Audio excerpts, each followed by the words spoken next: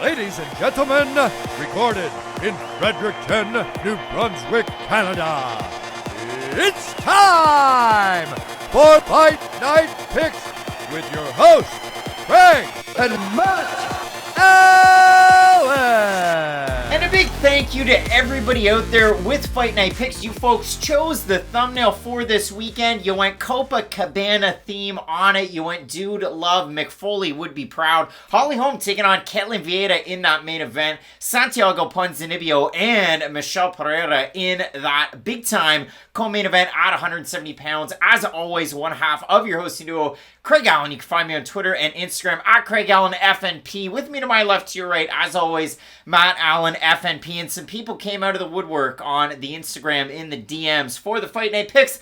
Last weekend was bad. The weekend before that, not great. But we trudge on forward with a fight card that I can get excited about. I mean, listen, there's not a ton of prospects on this card. There are a few big second times out. Obviously, you have Joseph Holmes, the ugly man Joe. There's Jailton Almeida that a lot of people are excited about making the move up to heavyweight. A domain that he's relatively familiar with throughout his career. But I know a lot of people, if they didn't watch the Bellators, if they just sleep on those Bellator cards, maybe they didn't know Chidi Bang Bang Njokuani. He's got a fight coming up against Dusko Todorovic. I am very, very excited about this card, Matt, and I'd love to get your take on it as a whole. It is a fun card. It's not the longest fight card ever, which is kind of nice, because let's be honest, sometimes for these 15 fight cards, you almost need like a halftime in between. It would be nice if they gave you like 7 fights, you get like an hour to go take a nap, then you can come back and watch the other 7. Or if they just did what Fame MMA does and they put a smaller little cage in for one of the fights. Just get weird for a little bit, allow people to take that break and then come back. But no,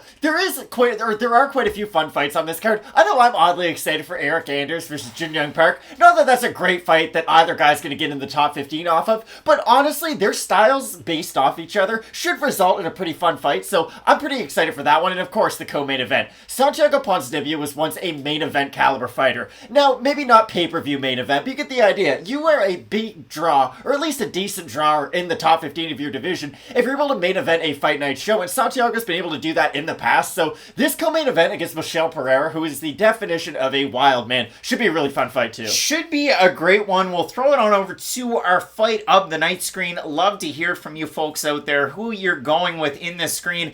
Last weekend, Caitlin Chukagian, Amanda Hebus putting it down. Davey Grant, where's the bonus, Hunter Campbell, Dana White? What's going on? He should roll up like Figueiredo with a Versace bag, demand, and the Dana White fills it with money. I don't think Bishop Auckland has that kind of stuff, but we'll throw it on over to our fight of the night screen. Let us know down below in the comments section who you've got. It's time for the fight of the night with Fight Night Picks. Santiago Ponzinibbio and Michel Pereira. I mean, what a fun fight for Ponzinibbio, longtime ATT guy. For Michel Pereira, I know I'm going to talk about it a lot when we focus on this video individually. Working his boxing back home at Brazil, and that's all he's doing, and I love it. I think that's great for this matchup, and that adds an excitement factor between a couple of guys known for their striking abilities. This is going to be an incredible fight. Like, I've been excited for this fight for multiple weeks now, just because Ponzinibbio, like I said earlier, was at one point seen as, hey, he could be a potential title challenger. I know, not really a hot take, but at the time I thought he was going to beat Usman when Usman ended up fighting Damian Maia. Like, that was the level of fighter Santiago Ponzinibbio was, and I know he was a fairly big underdog going into that fight, but that wasn't the hottest take going. I wasn't the only person who had that opinion. So Ponzinibbio took a little bit of time off with his injuries, has looked decent coming back, I'd say. He had that one little stumble against Li Jingliang. I thought he won. The Jeff Neal fight was a close fight, was a pretty good fight. But again, when you're having fights with the caliber of guys like Li Jingliang and Jeff Neal, it just speaks to what kind of a fighter Ponzinibbio is. And for Pereira, this is the type of fighter that will bring the fight out of him and will probably make him look really good and bring out the best version of himself. So I think this is the fight that's going to definitely steal the show. Should be a fun one for sure. And I mean, when we move into our second pick, Matt, you're talking about one between Chidi Bang Bang Njokuani and Dusko Todorovic, and I have, again, a lot to say about this fight when it comes time. But if you look at Dusko Todorovic, he's kind of like a stretched out but more tall than width-wise Dustin Poirier. And you look at Chidi Njokuani, and maybe not to look at him, but this guy has the most sultry voice you've ever heard in all of MMA. And for Njokuani, you saw exactly what he can do. I mean, this guy, his stand-up skills are on another level. The level of Muay Thai that he has has, but also, when you're taking on a guy that's proven durable like Marc-André Barriault, you're going out there knocking him out in 16 seconds. You know that there's something special there. And Njokuani on a big-time 3-fight win streak spanning 3 different years. And if you do look at it for Dusko, a big first-round stoppage win to send Maki Pitolo packing to tough enough in his last time out. So I love this fight. Both guys stand-up artists. And Dusko's got a little bit of the wrestling in his back pocket, too, that you love to see. I think that could be an X factor, but I really do like this fight. What I really like about this fight is the matchmaking that the UFC did, because if we're being honest, Dusko Todorovic isn't higher than Marc-André Barriault in the rankings. They're probably around the same spot. It's just a different look for Chidi and Njokuani, who will probably be a top-tier fighter soon, and that's the thing. He has come over to the UFC a little bit later. He is 33 years old, so he does have to get working pretty quick, but I like just the different stylistic matchup that the UFC is giving him in this one. Like you said, Dusko is in there to bang, but he does have some wrestling that he can lean on if he has to, and this is probably the fight he would like to bring that out in, because like you said, Chidi Njokuani is on another planet when it comes to his striking skills, and I think this is going to be an incredible fight. We'll see if Dusko goes all major laser on it, and if he leans on the wrestling. This should be an amazing fight. I can't wait for it. Let us know. You have 11 choices. We've made 2. There's 9 remaining. So throw it at us, your fight of the night, down below in that comment section. Comes down to this fight night card, I'm going to punch it up. We're going to get excited. The picks last weekend, like I said, I'll admit it, not very good. However, when we're going to focus on this one, we're going to pull some positives, we're going to talk about some negatives, we're going to inform you about the fights so that when you go to B-Dub-Dubs or a buddy's place and you're watching the fights together, you can say, well, geez, Craig Allen said, and it's going to be a wild, weird thing that you could use on a trivia night some night as well. But when you do look at this card overall, 3 ranked fighters, Ponzinibbio and the 2 fighters in the main event. Holly Holm coming off a year and 7 months of a layoff. And if you focus on it for Holly Holm, 12 fights in the UFC, former champion. Only in big fights. 10 of those 12 fights were mains or co-main event slots. She's been on many a pay-per-view card in her overall UFC career. My favorite Holly Holm fight, when she fought Bethe Correia for that head kick. But overall, Matt, again, we've touched on some of these fighters. I mean, Parker Porter, Jailton Almeida, that's a great one. Uros Medic, Joe Rogan's favorite fighter for a hot second, taking on Omar Morales, a guy who sent Dun Hyun Ma packing from the UFC. I mean, I could go all day on this one, and I will, but I know I'm looking forward to the card. And Chase Hooper's making his return, and a lot of people are excited for that. He was a guy who was extremely hyped up upon entry to the UFC. I think we sort of found out his limits quite early on, but he is still very young in his career, and he's with a pretty interesting camp, especially for his style, because he is very much known for a grappler, and now he's with, Upstate Karate, New York, whatever it is. Wonderboy Thompson's camp. So it should be really interesting to see what version of Chase Hooper we get this weekend, because how many times, it seems like every single year the UFC wants to promote a teenager, you know what I mean? There was the Mickey Galls, the Sage Northcotts, like there's always that one fighter who sort of stands out. Chase Hooper right now is their extremely young project, so it's always really interesting to see how they progress fight to fight. Should be a fun card, and I think if Wonderboy was born and raised in New York, they probably would have poisoned him a little bit, so good for him in the Carolinas training with Chase Hooper. I think this is going to be a great fight card. Let's keep it locked in with Fight Night Picks, as we always say. Let's get into it. Couple of smaller strawweights coming up this weekend, looking to play head and turn and burn their cards, coming off their first respective UFC wins. Number 1. So for Sam Hughes took her 4 attempts. She lost her first 3 in the UFC. Short notice call-up against Tecia Torres. And the Sam Hughes era in the promotion feels like it's been very, very fast. It feels like Hannah Cyphers, and poor Hannah. It didn't work out for her, but for Sam Hughes, a big dub the last time out over Estela Nunes. She drops the first round. She's just not really able to get into her own striking range and her rhythm, but once she was able to pick up her wrestling, it was pretty well game over. And I mean, listen, big time moves for Sam Hughes, especially that last time out. Fortis MMA is where she's aligned herself. There's plenty of good fighters she's trained with, moving to a bigger camp there. And I know I read somewhere in an interview that she did with All Star MMA, but they transcribed it. So I read it, and Sam said she took all the money that she made from her last loss, that one being to Luana Pinheiro. That was on really short notice. Took that, moved down to the Dallas area, and got prepared for her last camp. And I was very, very impressed that Sam Hughes, once she was able to implement that game plan, did look very good. And I wanted to give credit where credit's due, because we talk about Saif Saud all the time. He usually likes the tweets out there on Twitter. But between round 2 and round 3 in that fight that Sam Hughes had her last time out, this was a quotable. With your lead hand tracker and get that body lock on her and suck her ass out and take her fucking down and win this fight. That's so aggressive. Saif Saud really lays it out on the line. Wow. And for Sam Hughes, she was able to suck her ass out and take her the fuck down and get the win. So that's a lot. That's a lot. Good for Sam Hughes to get the win there in her last time out. But Sam Hughes could be a freak. What we do know about Sam Hughes is this, and I've touched on this just about every single fight. Wofford track and field. I was going to say, can she run long distance, though? Cross country, and she has cardio for days. And the Sam Hughes fight that I always go back to, it's not even a UFC fight, it's actually a fight that she lost. It was the fight that she had against one Vanessa Demopoulos over with LFA, where Sam Hughes is putting in work for 3 rounds, and then in the 4th round, inverted triangle, that old... going back to it. That's Vanessa Demopoulos' like kryptonite X Factor move. It's like Jin Young Park on this card, how he does anaconda chokes like they're going out of style. Let's not act like Vanessa Demopoulos is some like world beater by any means. But it was a title fight. But my point is, Sam Hughes for 3 rounds, incredible cardio, very good once it gets into round 2, round 3. She just has to really start to find her game. And against somebody like Elise Reed, that could be difficult. It really does come down to rhythm for Sam Hughes, because like you said, she's someone who relies so much on her cardio, and I don't mean this to be rude, but that really is sort of her only skill that stands out amongst the rest. Like, I would say her wrestling is good, but it's still quite average amongst the division, and that's the problem. Her level of competition is high, especially early on when she fought Tisha Torres, but my issue with Sam Hughes is, it feels like any time her opponent is like an 8.5 out of 10 or a 9 out of 10 in one skill, they can kind of just keep that fight to their one skill and keep on going back to it, because she's, like I said, a good wrestler, especially later, I would say, but early on in the fight, she does chase her takedowns quite a bit. She's not the most comfortable striker on the feet, and I feel like that's me saying it very respectfully, because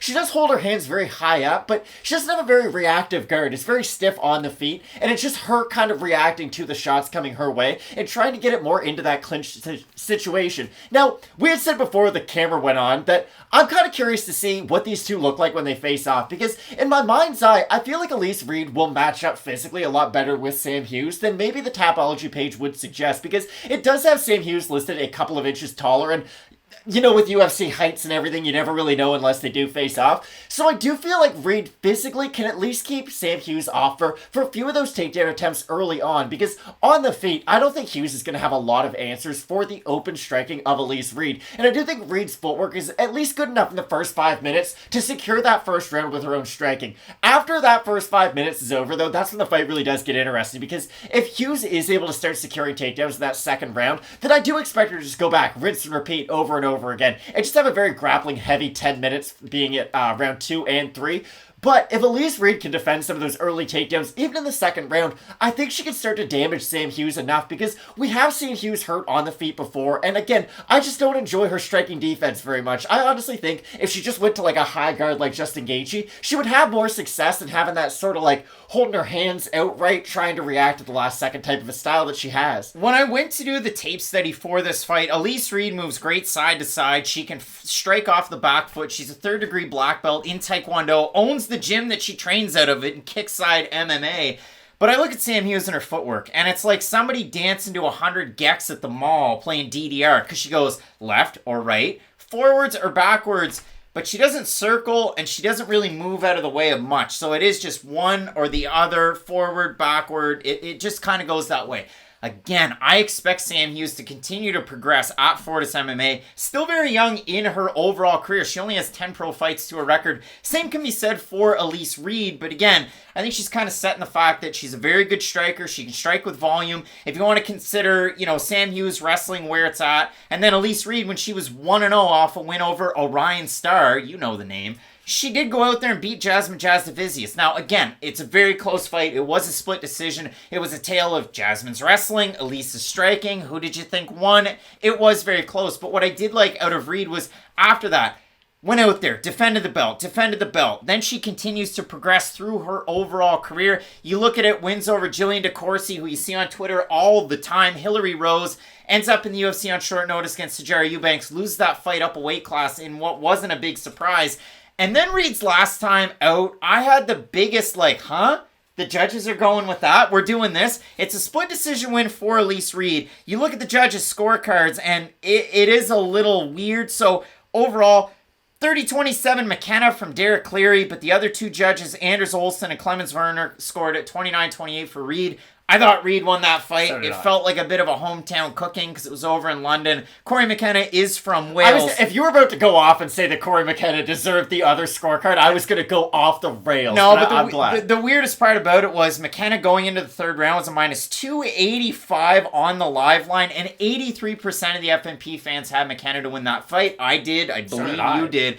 Based on the takedowns of McKenna, but she wasn't able to get them going. Elise Reed was teeing off on the feet. And that's what I keep on going back to. Is Sam Hughes that much better than Corey McKenna at any individual skill of MMA other than her cardio being better? And Corey McKenna doesn't even have bad cardio. Like, she can keep a fairly consistent pace for 15 minutes. And that's why I do favor Elise Reed. Not to cut you off, sorry, I did there. But for Sam Hughes, she does fight stylistically very similarly to Corey McKenna. And for McKenna, she's made some improvements with her game, but her overall goal is get the fight to the mat, get the fight to the mat. Elise Reed has now had, 3 camps of, hey, start defending takedowns, figure out how to strike off your back foot, and I do think that her natural striking base is at a much higher level than any one skill Sam Hughes brings into this fight. It really is a tricky one. You look at the odds for this fight. Elise Reed open a minus 150, still roughly there. Sam Hughes around a plus 130. We have a look at the Topology votes. Not a surprise to us, but they will be to you. No, I'm just kidding. I have no idea what they are.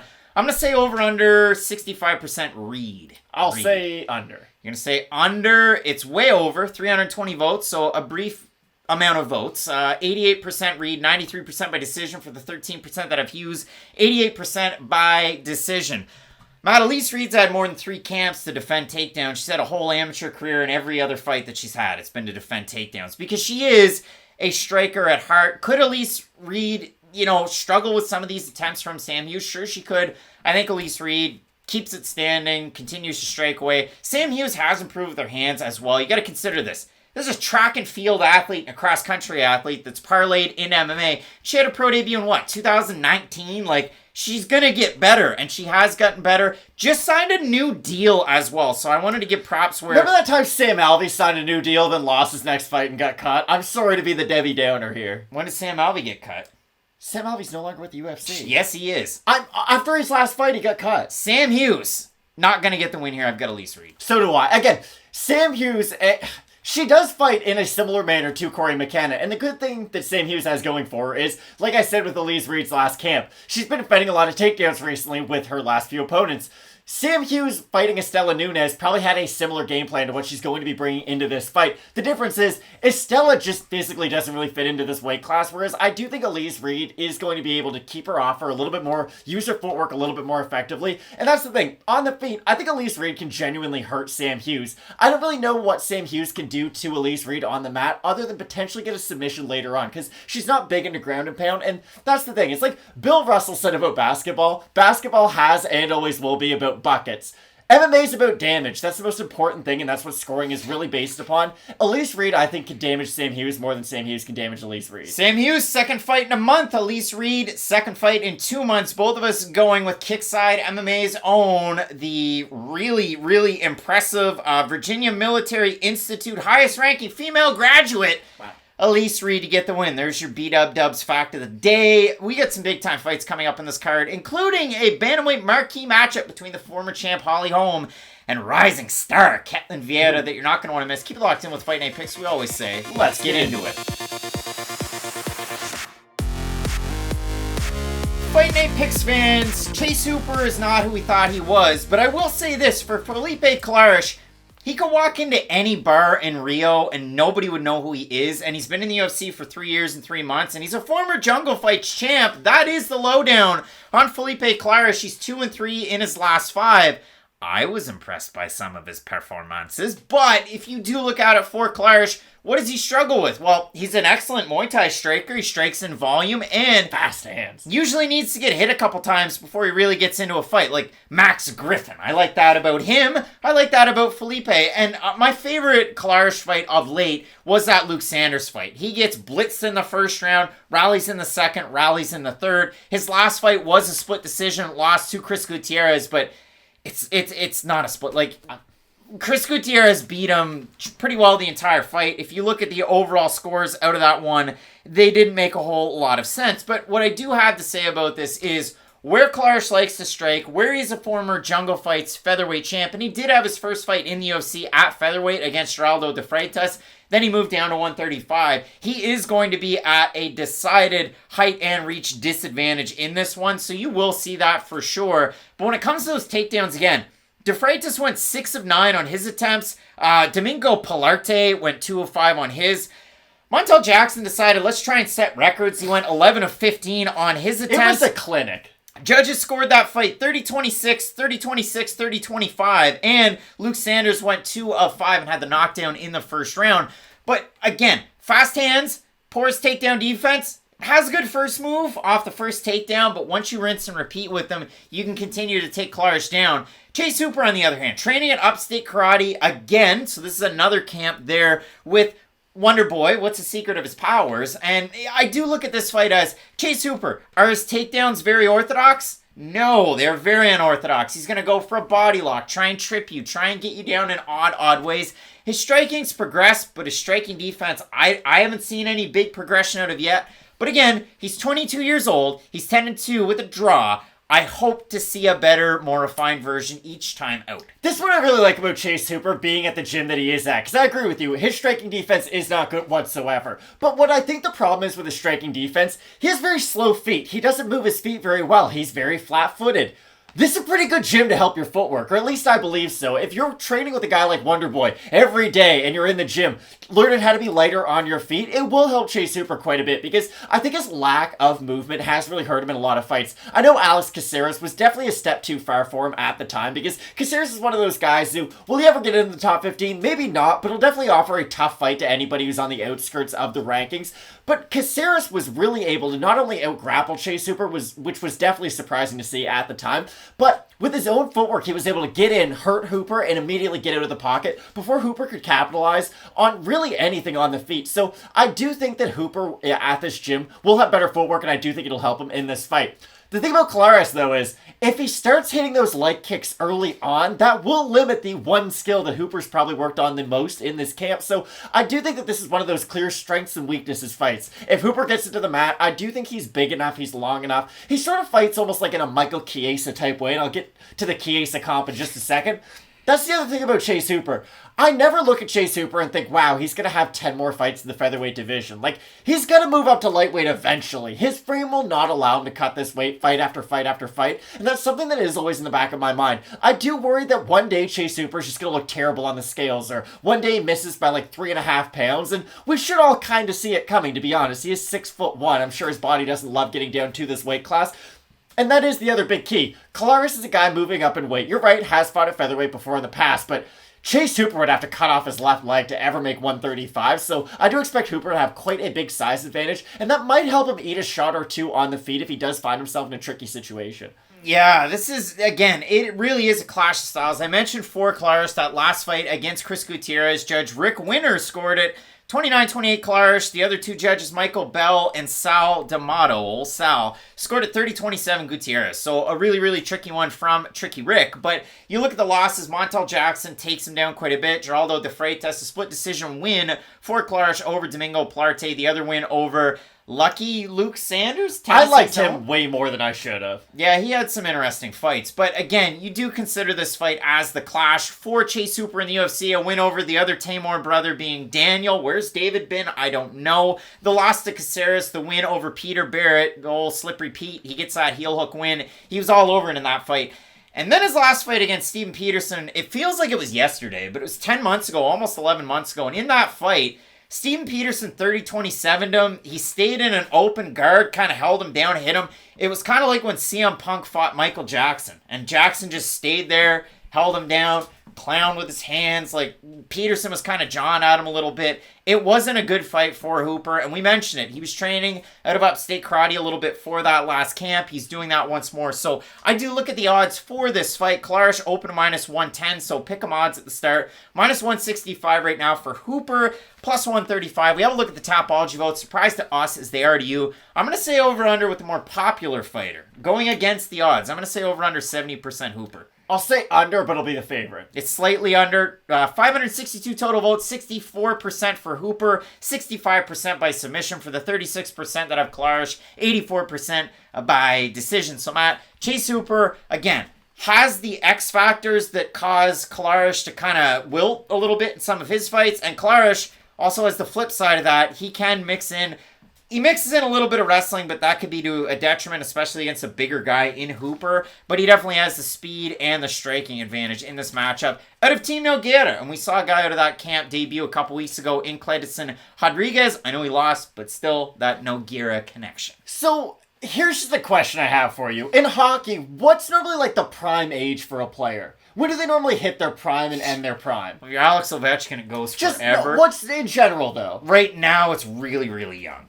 Like, entry-level deal. Like, you're talking guys that are 22 to 25 are hitting primes. And I love basketball. And in basketball, normally from like 22 to 28 when you're in your athletic prime, that's all you have. And then you rely on your skills sort of after that when your athletic peak starts to diminish. MMA's weird this way. You don't really hit your prime until you are 29, 30 years old because there's a lot of information to learn in this sport. And the more that we've covered this, that's sort of the more that I've figured out. There's so many weaknesses in MMA that people can take advantage of that's really sort of how everybody gets into the top 5. You just have to shore up enough holes in your game and have one strength good enough to sort of carry you to the top. For Chase Hooper being signed so young, it's a huge disservice to his career because I think it's setting him back multiple years. If Hooper was allowed to just develop on the regional scene, maybe he wouldn't have got this connection to upstate New York, so maybe stylistically he wouldn't be the same fighter. Upstate Karate, it's not New York. Sorry, Upstate Karate, I don't know why that's such a metal block for me, but anyways, for Hooper, he may not have made this connection, he might not be at this gym, but you get the idea. He'd still be on the regional scene, and he'd have a much better record than the one that he does now. He'd probably be like 17-2, maybe 17-3. He might even have a title in like an LFA or some regional scene. You get the idea.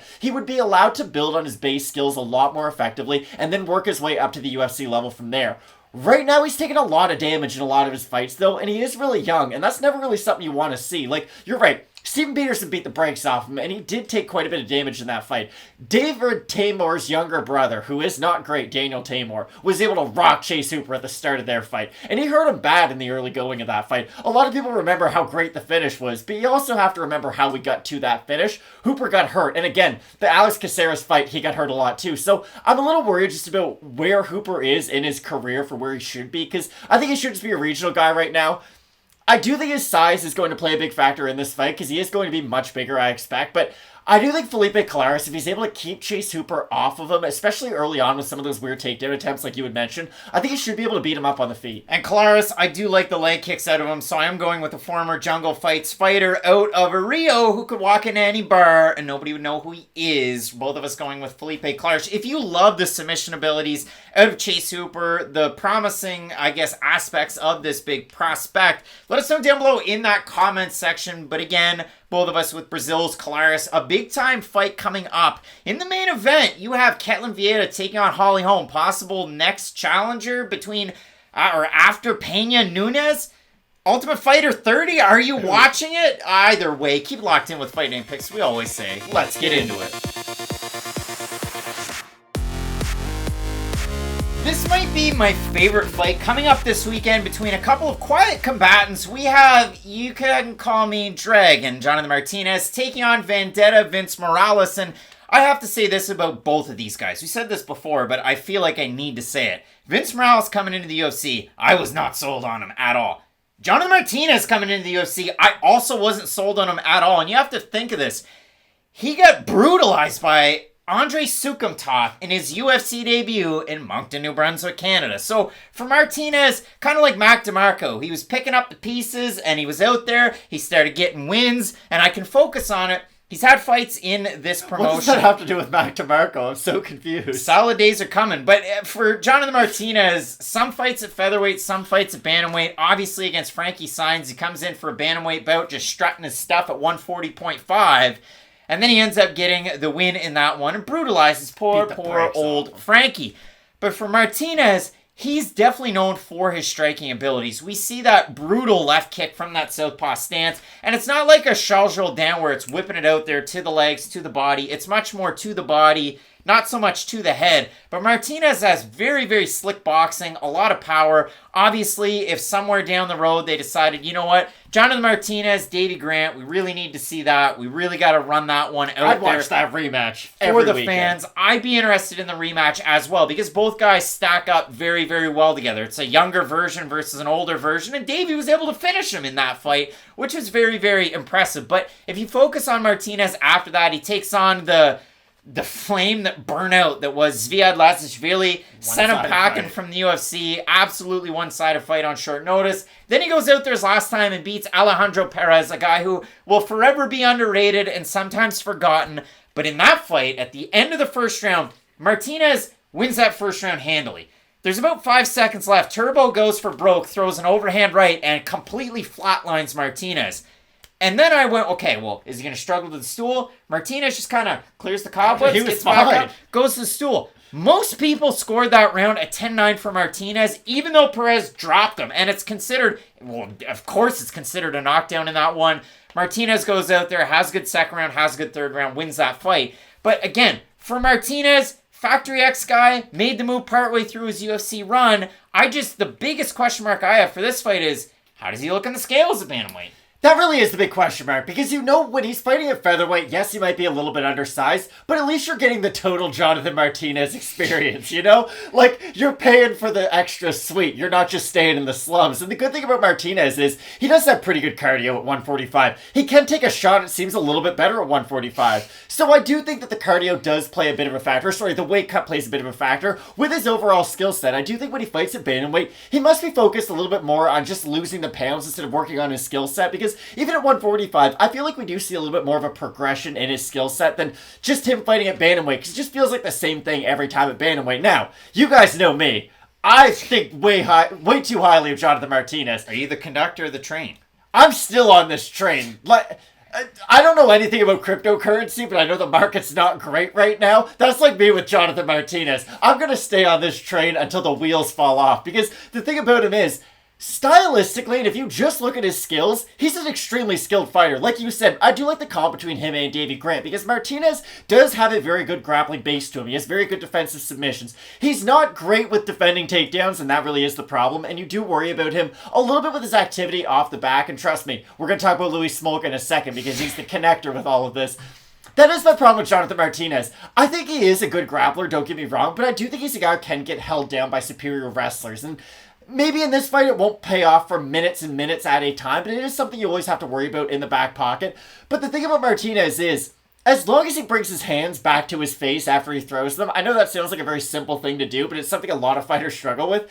That's really his big issue. When he throws his strikes, he's a little bit slow with his recoil and with his defense, and that's when guys can take advantage of it. With Vince Morales, I know people might be buying high on him right now because he was able to knock out Louis Smolka, but I don't really look at him as this thunderous power puncher. I think he has the faster hands in this matchup for sure, but I think he's finding himself in 50-50 exchanges with a guy like Jonathan Martinez. Martinez has multiple shots that can put down Morales, whereas unless Morales can maybe peek through the defense of Martinez, get one of those glancing shots on his chin, maybe he can drop him early, but I do like the overall skill set of Jonathan Martinez. But I've said that before, and I've been wrong before. I mean, I look at this matchup, we talk about Jonathan Martinez making the move midway through the UFC career over to Factory X. The results have been 2-0 at featherweight, beats Thomas Almeida, beats Alejandro Perez, both those guys bantamweights. They moved up to featherweight for that fight. And Thomas Almeida, longtime bantamweight, but he's kind of carved it out at featherweight of late. And you do look at it, I mean, what's his record at bantamweight if he's so good? It's 4-3 in the UFC. Sukum Toth being that debut, short notice, gets knocked down twice in that fight. The fight against Davey Grant, he gets knocked down, he gets dropped. And then it really is an odd bucket of muscles when you look at it for Jonathan Martinez. The other loss by split to Andre Ewell, a very, very long-rangey striker in that division. Close fight. For Vince Morales, why I said I couldn't get a great read, you figure in that Amin Zahabi win. That was on enemy territory in Ottawa, close to home for Zahabi. But a loss to Domingo Plarte on Dana White's Contender Series. He beats Justin Hugo with Bellator short stint. Then they did him no favors. Then they match him up against Song Yadong, loses that fight, beats Amin Zahabi, loses to Benito Lopez in the most what-the-hell judge's decision I've ever seen.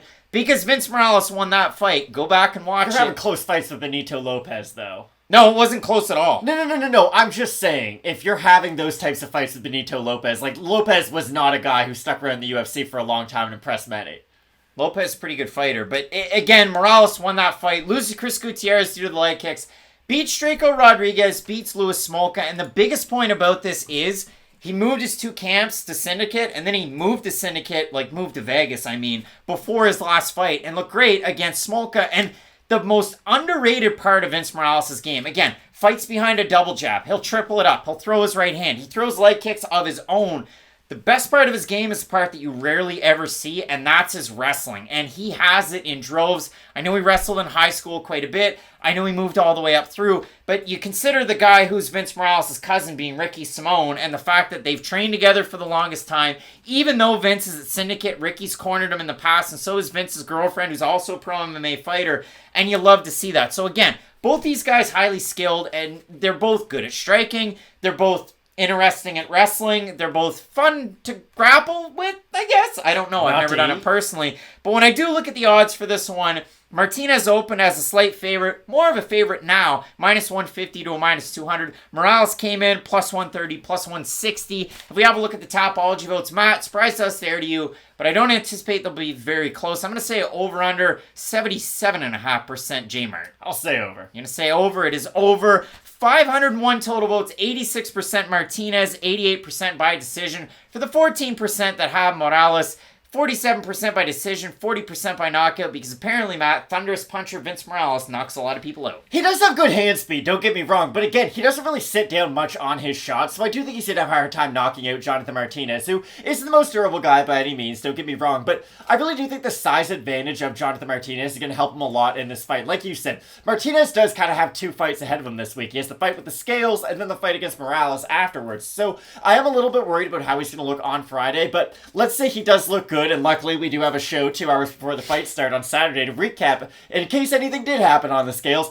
I do think Martinez's size is going to help him. He can keep this fight at kicking range, which is going to nullify some of the boxing of Morales, and it's going to force him to shoot him for his takedowns at a much longer distance. And Martinez does have good uppercuts and good knees coming up the middle, so I do think he can take advantage of some of those openings from Morales, but I expect this to be a great fight. This should be a really, really good one. And again, I talk about the fact that Vince Morales underrated with his wrestling. We don't see it all that often, but when you talk about the striking accuracy, the long-range weapons out of a guy like Jonathan Martinez, I think he's still going to be able to get this one done. But I do see this one being very close. And if Vince Morales knocks out Jonathan Martinez, I don't see that as a surprise because of the weigh-ins and Jonathan Martinez at 135. A guy who used to fight at flyweight, struggles to make bantamweight, and he's still very young. So, in this one, both of us going with Factory X Muay Thai's own Jonathan Martinez to get the win, and this should be a very, very fun fight with a slew of them remaining. So make sure you keep it locked in with Fight Night Picks. We always say, let's get into it.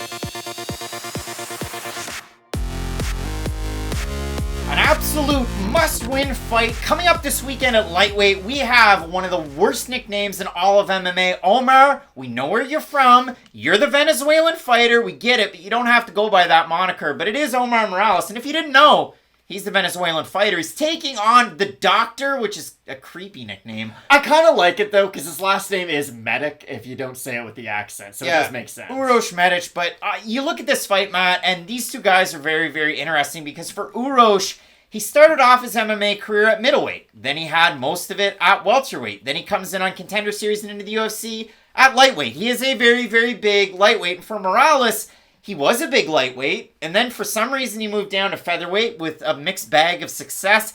After 3 fights down at 145, he's moving back up to a lightweight, and he's one of those guys that if you just look at the numbers on the page, he's 36 years old, but in terms of combat experience, not a lot from MMA, so not a ton of damage. He is a very defensively sound fighter for the most part, and when you consider it for Omar Morales, I mean, he has a great base in the martial arts. His dad founded a karate system called Slam!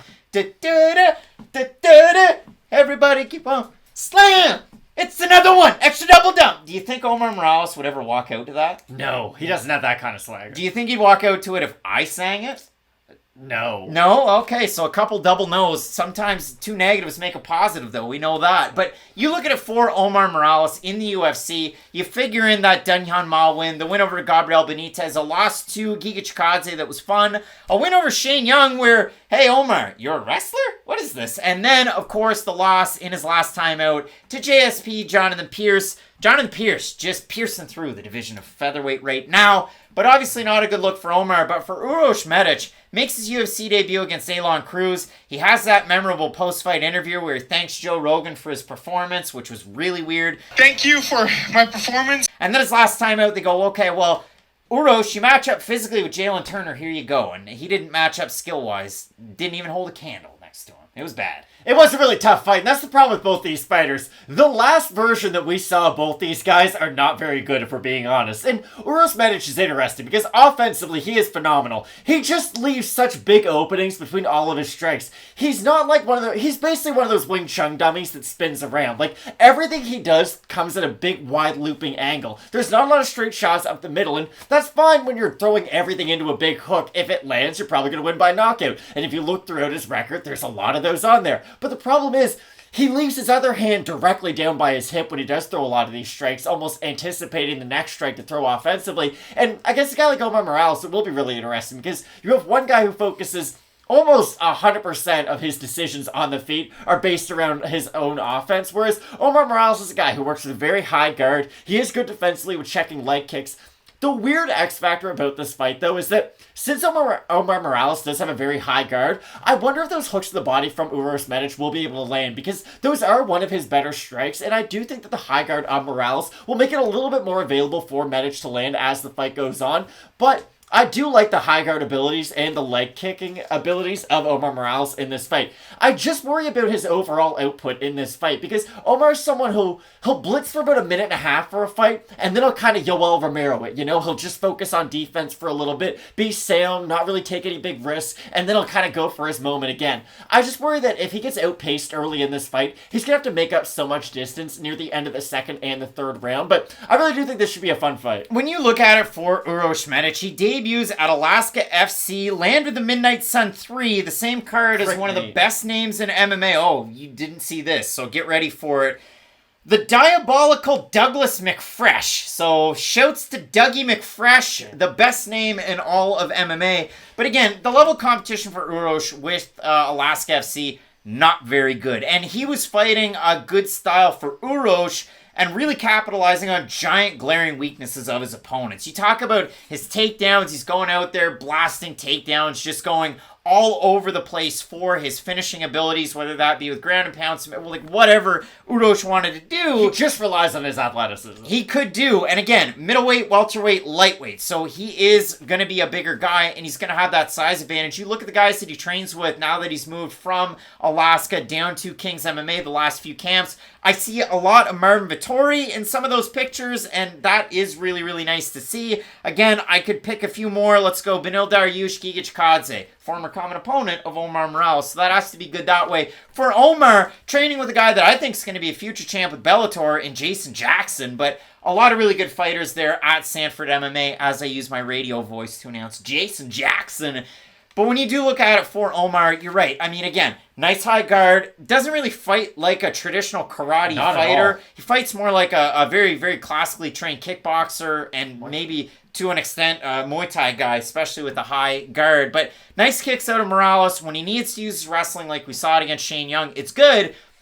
When he needed to use his defensive hips and wrestling against Jonathan Pierce, it's like, what? Who's this guy? And that's what I keep on going back to. Like, the smart pick, and every bone in my body is telling me to pick Omar Morales. But the issue is, His wrestling's good, but his top control isn't great, so I do think Uros Medic, just using some of those explosions, will be able to get back up to his feet. And I do think his overall size advantage, and again, Uros Medic is a really good athlete. Like, go back and look at some of the flying knees he's able to land on people. He's jumping from across the cage, Javi Ayala style. Like, it's impressive stuff for Uros Medic, but again, the safe pick is Omar Morales, because you at least know what you're going to get. He's very steady, you know what his strengths are, you know what his weaknesses are.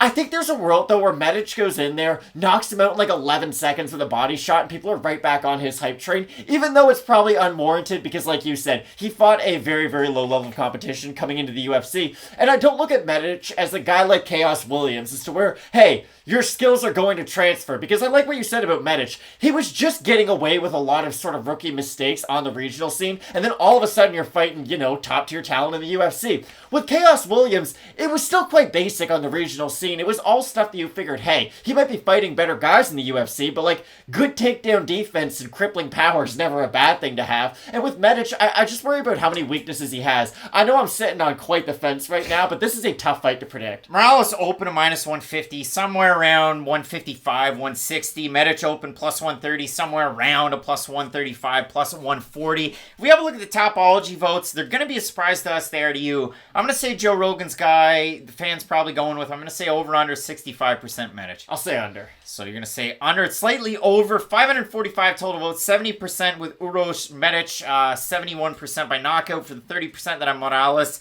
71% by decision. So is it Sanford MMA or Kings MMA, Matt Allen? I would probably prefer to train at King's MMA if you're asking me personally. I just think it'd be nice. I don't know. They've got really good fighters there. I like what you said, though, about the fact that Uros Medic does seem to be featured heavily in Marvin Vittori's training footage. Because I think Marvin Vittori, I know he's huge, so of course the takedowns would be a lot easier for Marvin to get. But I do think him helping you on a daily basis would help you a lot getting ready for a guy like Omar Morales, who, again, keeps a very high guard, does like to push forward. The real difference is Vittori's just sort of like Omar Morales at the Hall of Fame level, if you will. Again, like I said, though, I think Omar Morales could win a 30-27 decision. I wouldn't be surprised whatsoever. But I think Uros Medic could go out there and get that crazy knockout in the first minute and a half that would not surprise me at all. I guess I'm going to pick the steadier pick, though, and say Omar Morales. It is weird because Omar has fought southpaws in the past. You look at it, a win over Gabriel Benitez by decision, and then a decision loss to Gigi Chikadze where he got dropped and totally outclassed. So, again, that's what it is with the southpaws. He had the fight against Shane Young where he utilized the wrestling, was able to tee off when he got the opportunity, and loses to JSP, that fight back in September on a pay-per-view card, UFC 266. So it is a really tricky one. I like Uros Medic with the size. I like him with his long-range attacks. I don't like the fact that he is a long-rangey southpaw, which leaves that front leg to get chewed up by Morales, and I doubt that Uros Medic has a great orthodox game if he's ever forced to switch stances. So I'll be interested to see that one. But I do like the length and the size of Medic and his own offensive wrestling to go out there and do some fun things. I mean, you go back to his fight against Alonzo Leesholm Jr. and he Granby rolls into a little bit of wildness. So I'm going to go for the wildness and the slight underdog here with Uros Medic. Matt going with Venezuelan. It's like blonde fighter. Find a new nicknames. Do it. But Matt going... Hire us. We'll get you a better one. Matt going with Omar Kick-Ass Morales, and I'm going with Uros. I think the doctor's good. He's more like the doctor's receptionist, Carol. How dare you? Carol. Going with Medic. Big time fights on this card. So let us know down below in the comment section who you have. Keep it locked in with Fight Night Picks. We always say, let's get into it. Coming up this weekend, a guy who calls himself Brazil's Khabib is going to be taking on a guy who fought John Jones in the past. It's Jailton Almeida, and if you're looking for fight tape, Jailton Almeida, Jailton Maladinho, or Jailton Jr. taking on Parker Porter. And for Parker Porter coming into the UFC, 10-5 the overall record. He was 35 when he made his debut, and I went, why? What are we doing here? And realistically, what ended up happening was lost the debut to Chris Daukaus in unimpressive fashion. And now he's won 3 fights in a row. And listen, Parker Porter is anything if he's a grinder because he can fight behind a jab, throws that overhand right. But what he does really well is he tires these guys out with his big body. It's like 2008 heavyweights. And if anybody ever wanted to make an MMA documentary on an obscure heavyweight It would be Parker Porter. Like, there's 30 for 30s out there. They started off with the King's Ransom, Wayne Gretzky going from Edmonton to LA. There's other ones out there that people love. The Fab Five's by far the best one. The Fab Five is a good one. I'm thinking like 42-1, Buster Douglas versus Mike Tyson. That was good. Or even... I like the Bo Jackson one, too. Yeah, the Hungry. The one where they had Kobayashi and Joey Chestnut going at it. Somewhere in between all of that, Parker Porter deserves a spot because you can look at the losses. An early career loss to John Jones. He has a loss to Gabriel Gonzaga, which was Gonzaga's pit stop between losing to Brendan Schaub and then coming back into the UFC. Parker Porter's had a weird, wild run, and I'm glad that we're here for it. But for Jailton Almeida, listen, he weighed under the light heavyweight limit in his last fight when he took on Danilo Marquez, the biggest light heavyweight you're ever going to find.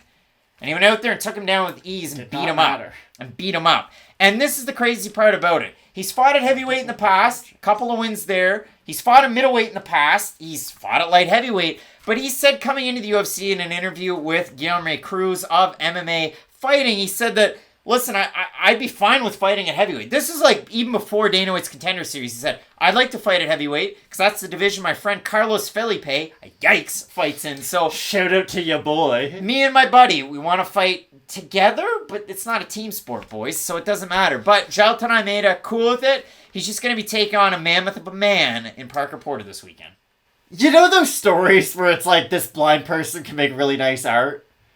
Like, if you told someone who couldn't see what Parker Porter's name was, they would draw exactly what Parker Porter looks like. Like, there's no questions when you look at Parker Porter and when you know his fighting style. He is exactly what you think of when you think of an old-school heavyweight, but I feel like we do sort of have to give him credit for being much better than definitely I thought he was going to be when he came to the UFC, because like you said, a 35-year-old at the heavyweight division, it's not unheard of by any means for a 35-year-old to get into the rankings, but normally they've been around for years at this point. They're 7-2. They have a certain resume in the division, in the organization. But for Porter, he had some high-level opponents on the regional scene and then just ended up making it to the UFC. And his loss to Chris Daukaus was very bad. He looked a day late and a dollar short. He just was really slow in that fight, it seemed, and I thought that was going to be the story throughout his career, but he really does have exceptional cardio for this weight division, and that's the one thing he can always lean on. Is it always going to look pretty when he does it? Not at all, because it is a lot of pushing forward. It is sort of that level down Marvin Vettori without the finesse. He's going to try to strike into the clinch. He's going to try to take you down. I just worry about all the in-betweens with Parker Porter. I think when he is going to try to move forward on Jailton Almeida, because he's going to have to at a certain point. He's the much bigger guy, so you're going to want to make Almeida feel you physically and try to wear down on him. I just worry about his ability to eat some shots as he is advancing, because Almeida does have pretty big power on the feet for a guy who's known for his wrestling. I know he throws very wild and it's not all that technical, but I do think there's the opportunity for Porter as he's lunging forward to get hurt by a small shot, and if Almeida gets on top of him early on in this fight, oh my goodness, he is so much better stylistically at grappling, it's not even close. Like, if you like Joe Anderson Brito, because he's a wild man, and yes, they both happen to be Brazilian, but they're both newcomers to the UFC, and they have really fun, electric style, you like Jailton Almeida, but just like Joe Anderson Brito, huge liabilities in striking. Like, Jailton Almeida... When it looks good, it looks good. Jailton Almeida, you go through it, again, a lot of first-round finishes. Outside of the UFC, wins over, who was it, Ildemar Alcantara, and then he also had a win, I want to make sure that I get it right, over Arnaldo Oliveira, but he had a win over Arnaldo de Oliveira as well right after that. But a couple of guys that fought in the UFC, and I go through, like, that fight against Nasruddinov. Did Jailton Almeida look great? Yeah, he did. Did he also get hit by a guy that's not really a striker, clean with a right hand through his hands that were like this? That was a striking defense? Yeah, that happened. I'm not just making that up. It really did happen. But again, I love what I see out of Almeida. He spears like Edge in the WWE. He wraps the legs like Khabib, and then he continues to just push and push and push and push. He doesn't make too many big glaring mistakes when he's on the ground. He just goes for it. So I do like it out of Almeida, what I have seen. But again, I do look at it for Parker Porter. Good opportunity, 3-fight win streak. This to me feels like when Anderson Silva got busy or tired of kind of toying with the middleweights and he'd go out and fight James Irvin or Forrest Griffin or Stephan Bonner. It just so happened all those guys that he fought at light heavyweight popped for the banned substances after the fight. One of them was... I don't think Forrest Griffin did he? Yeah, Forrest Griffin did, Stephan Bonner did, and James Irvin had, what was it? What's the what's the methadone in his system? Methadone. That's not a good. performance enhancer, though, is it? I would think that would be the opposite of a performance Yeah, enhancer, exactly. but he tested positive for it. The sleepiest man to ever be in the octagon. That was what Wikipedia told me. But Matt, it is kind of odd that, like, I don't know what this does for a guy who's almost 31 years old. Now, again, this was originally supposed to be Maxim Grishin versus Jailton Almeida at 205. About a month ago, on April 20th, the news was broke that it was going to be at heavyweight against Parker Porter. So enough time for both guys to get acclimatized and ready for this fight. I look at the odds. Parker Porter opened a plus 250 underdog, plus 464 average on best fight odds. Jailton Almeida opened a minus 300, minus 685. They're cooked. And if we have a look at Tapology, goodness me, for the overall votes on this one, I doubt they're close. I'm going to say over under 90% Almeida. Under. Exactly 90%. 510 total votes, 29% by submission, 61% by knockout for Almeida. For the 10% that have Porter, 57% by decision, 29% by knockout. Matt, I think the odds are a little silly on Jailton Almeida, but I'm not that surprised. I also have him to win in this fight. Parker Porter, for the internet sleuths that go on UFC stats and it has a big old goose egg, 0% takedown defense for Parker Porter. You know why it's 0%? Because nobody's tried to take him down, and he hasn't even had to defend one. So they put 0. That's going to change. They put 0 instead of 100%. So that's why that's there. Don't come at us in the comments section throwing that out there. But I do like Almeida. Again, could Parker Porter outlast him in this fight? Finish him late? Possibly. But I do like Almeida. I like Almeida, but I find it really hard to pick a guy who might be outweighed by 50 pounds in the heavyweight division. Because that's a real fact that we might be facing. Because I don't think Almeida cuts a tremendous amount of weight to make 205. He is very lean. I know he's muscled up, but again, he's not someone who you look at and you go, wow, he cuts an insane amount of weight or gets rid of a lot of extra. So I only expect him to weigh in around like the 218, maybe 220. He could come in like heavier than that, and trust me, I would love that as someone who's about to pick him in this fight. But I do think that size is going to play a big factor in this fight. For Parker Porter, he might weigh in at 263. He doesn't weigh 263 the night of the fight. He is definitely someone who cuts to the weight division. And when you're heavyweight, they don't weigh in at exactly 265 because it's pretty easy to lose a couple pounds of sweat when you are that big. Derek Lewis has talked about this in the past. So I do think Porter, as a guy who does weigh in sort of above the heavyweight limit almost, he is going to have a lot of physical advantages in this fight, but I don't think he has a single technical advantage. I like his boxing more, don't get me wrong, but I don't know if it's something he can stick with for 15 minutes while he's defending takedowns and constantly thinking about the extras that Almeida brings to the cage. So I think the skills of Almeida should be able to carry him in this fight, but I do worry about the size of Porter. Look out for those sneaky front kicks all the way across the cage and the teeps from Jailton Almeida. Both of us going with Brazil Zone to get the win here. But I'm staying away from this one, eating my pop and drinking my popcorn as the opposites attract. And I say it is a big-time fight. So let us know down below in the comments section who you have. And keep it locked in because this is a big-time card in the co-main event. Santiago Ponzinibbio, Michel Pereira. And in the main event, Holly Holm, Ketlen Vieira. As we always say, Matt, with Fight Night Picks, let's get into it. Coming up this weekend at middleweight, this is the hardest fight to try and predict. And listen, the last couple of weeks, our crystal ball has been broken. I dropped it out in a parking lot, and it is just gone. So I'm going to try and hit you with the facts. We're going to spit some realness, as the kids would say, about Ugly Man Joe, Joseph Holmes, and North Macedonia and Italy's own Alen Amedovski. And I have this to say. The picture on the right-hand side of the screen is Alen Amedovski when he was supposed to fight 3-2 Yong last year. Amedovski had been off for a long time, looked bodied up. We said before the video started, he looked determined, Matt. He had a gleam in his eye. Were you impressed? I really was. Well, okay, going into the performance, I was impressed. I was impressed by his stare down, his physique going into that fight, and I really thought we were going to get the best version of Alen Amedovski. So for Alen Amedovski, he's kind of like a fidget spinner and Mason Ramsey. Hot in 2018. Where have they been since? I don't know. That was tough. That was really, really bad. But see, I'm not yodeling out there in the street or in the aisles of Walmart. That much is true. But what I do know about Amedovski is he's no stranger to long layoffs and then winning very impressive fights. He beat Will Fleury, whose nickname is the F word. So a guy who was hyped up. That was pretty good. Will Fleury's still doing it. But between 2015 and 2018, no fights for Alen Amedovski. Gets a win over, a pro debuting Badr Mahmoud over with Magnum FC4. So a big win there. Then he beats Will Fleury in the first round. Then he beats Ibrahim Mane in 12 seconds, and the UFC went a-ringing. I want this guy. We need this man. Let's go. Let's get ourselves an Amedovski.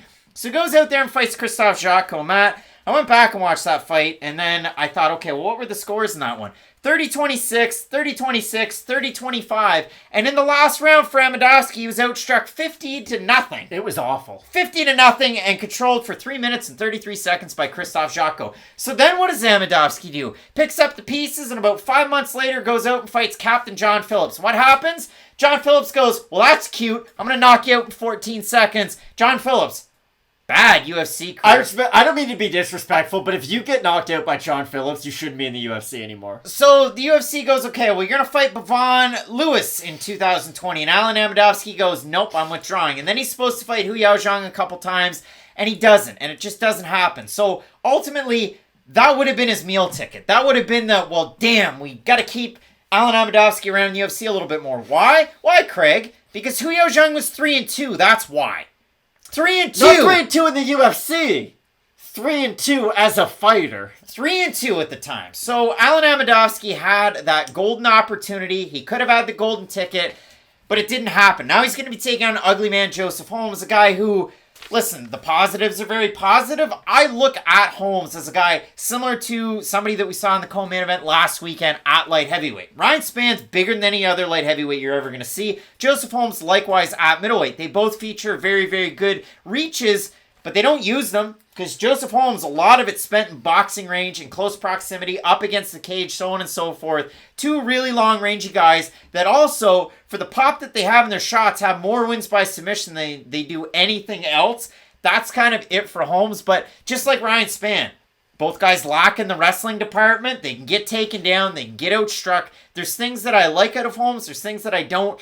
Oddly enough, trains out of SFS MMA, has James Krause in his corner, Glory Fitness and MMA, or MMA and Fitness, regardless. But Matt, this is a weird fight this weekend. So you brought it up in the Uros Medic preview show that we just did not that long ago, where Uros was able to get away with some really big mistakes against a lower level of competition outside of the UFC.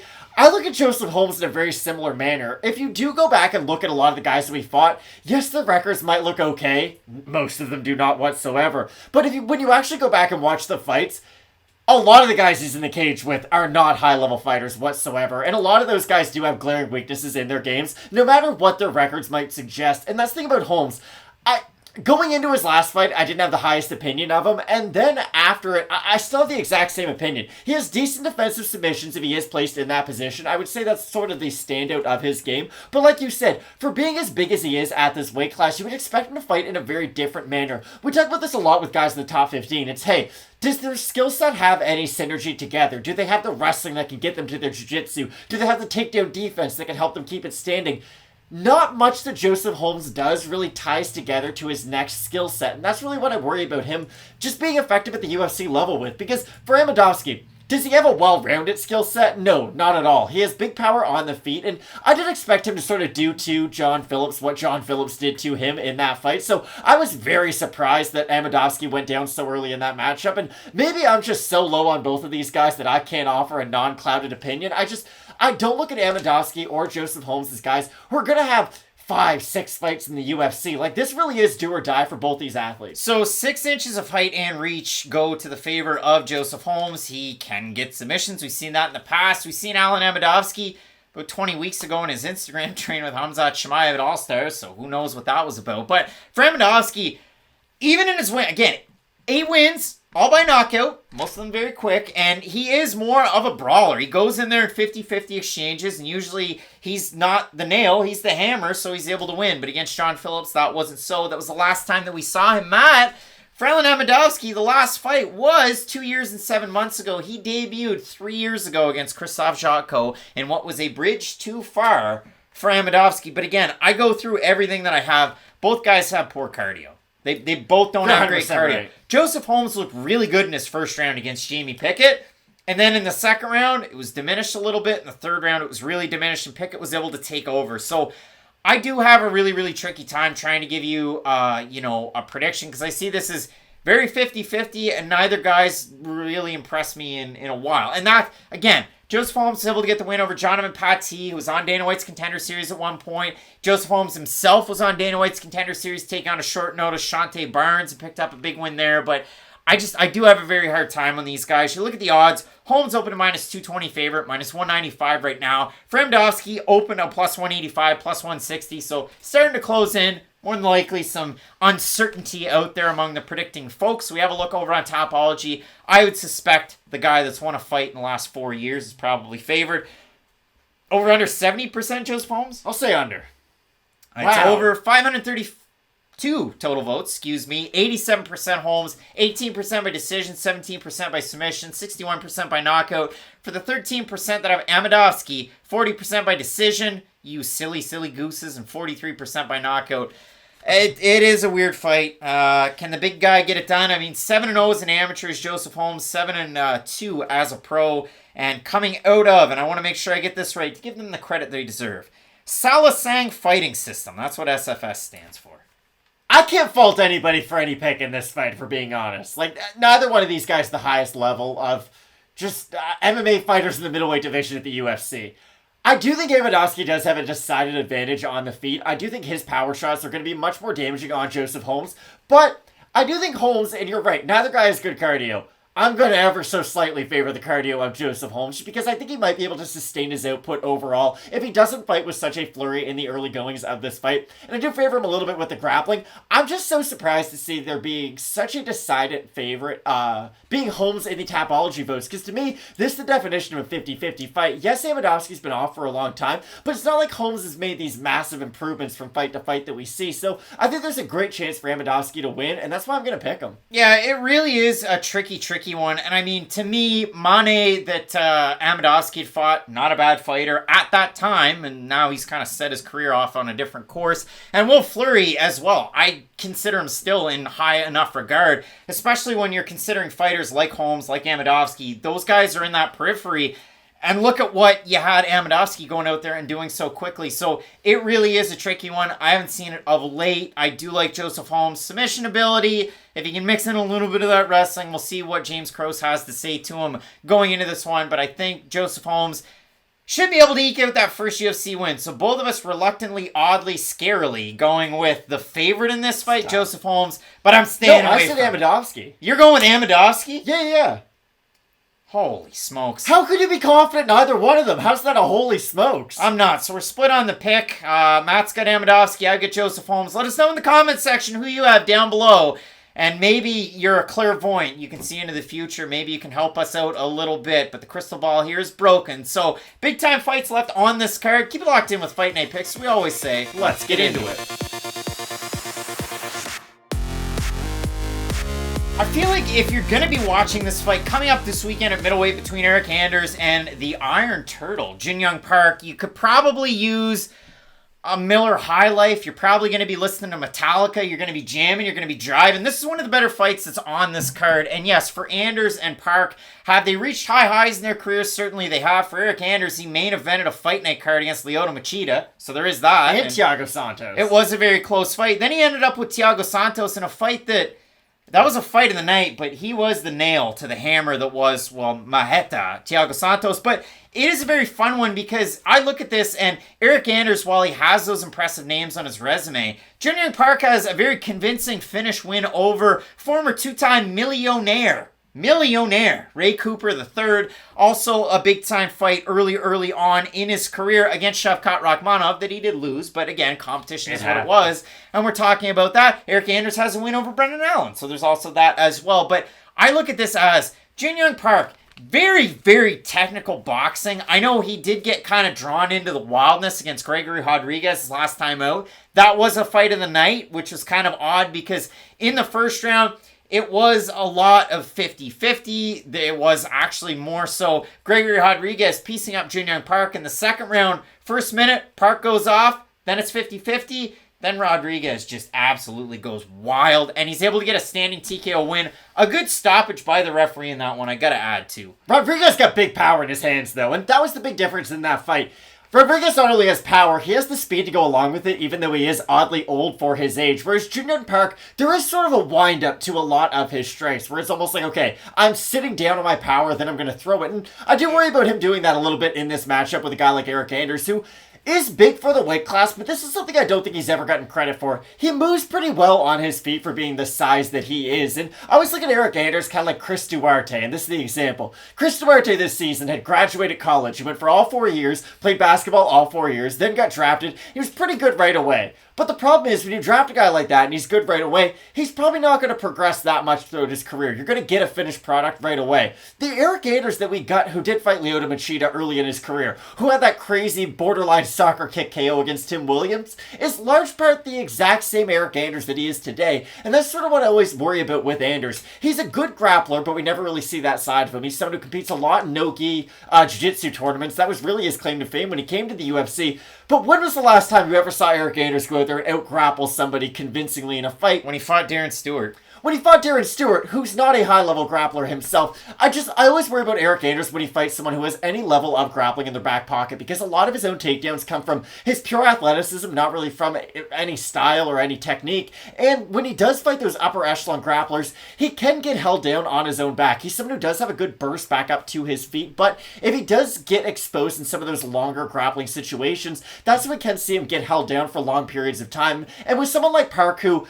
is he a wrestler? Is he not a wrestler? Every now and then he can go out there and secure a takedown. I do worry about Anders' ability to get back up to his feet against a guy like Park later on in this fight. Early on, I think he is explosive enough and athletic enough to have that burst to get back up to his feet. I just worry about that defense and whether or not it's sustainable throughout a 15-minute fight. Yeah, I think we've seen a progression out of Eryk Anders since he's gone to Fight Ready. He's kind of cleaned things up on the feet. He definitely is a better striker than he used to be, but the tricky thing was his last fight against Andrea Muniz. Anders didn't look too bad for the first minute and a half. And then after that, he's standing not back to the cage, but around that black kind of line that's by the cage. Stands there with his hands right here, kind of leans ahead a little bit, and Andrea Muniz powers into a double leg, picks him up and throws him down, and then he ends up getting that wild armbar finish. This is my problem, though.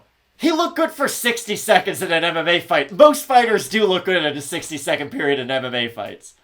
Not Alen Amedovski is also on this career. It's just... my whole point is, you can isolate a 60-second period in anyone's career and they'll probably look good. Great fight against Darren Stewart. You talked about the fight against Tim Williams. I mean, poor Tim Williams. That was disgusting. Poor Tim Williams. And for Jun-Young Park, again, he's come into the UFC, known as a boxer, double up, triple up on the jab. My favorite combination that I saw out of him, out of the deep dive of his tape, was against Marc-André Barriault, a fight in Busan, where he goes jab, right hand, right kick to the body, and it's just so fast when he throws it. And for me, Park, once he kind of gets nitty gritty and into the pocket, then he can start to focus on some of those power shots like he did against Gregory Rodriguez, where he almost had him finished in that fight too. He really did have him wobbled. Gregory's hands came super low. Park was starting to tee off, and then he gets cracked, and then he kind of gets wobbled, and that's when Rodriguez is able to take over.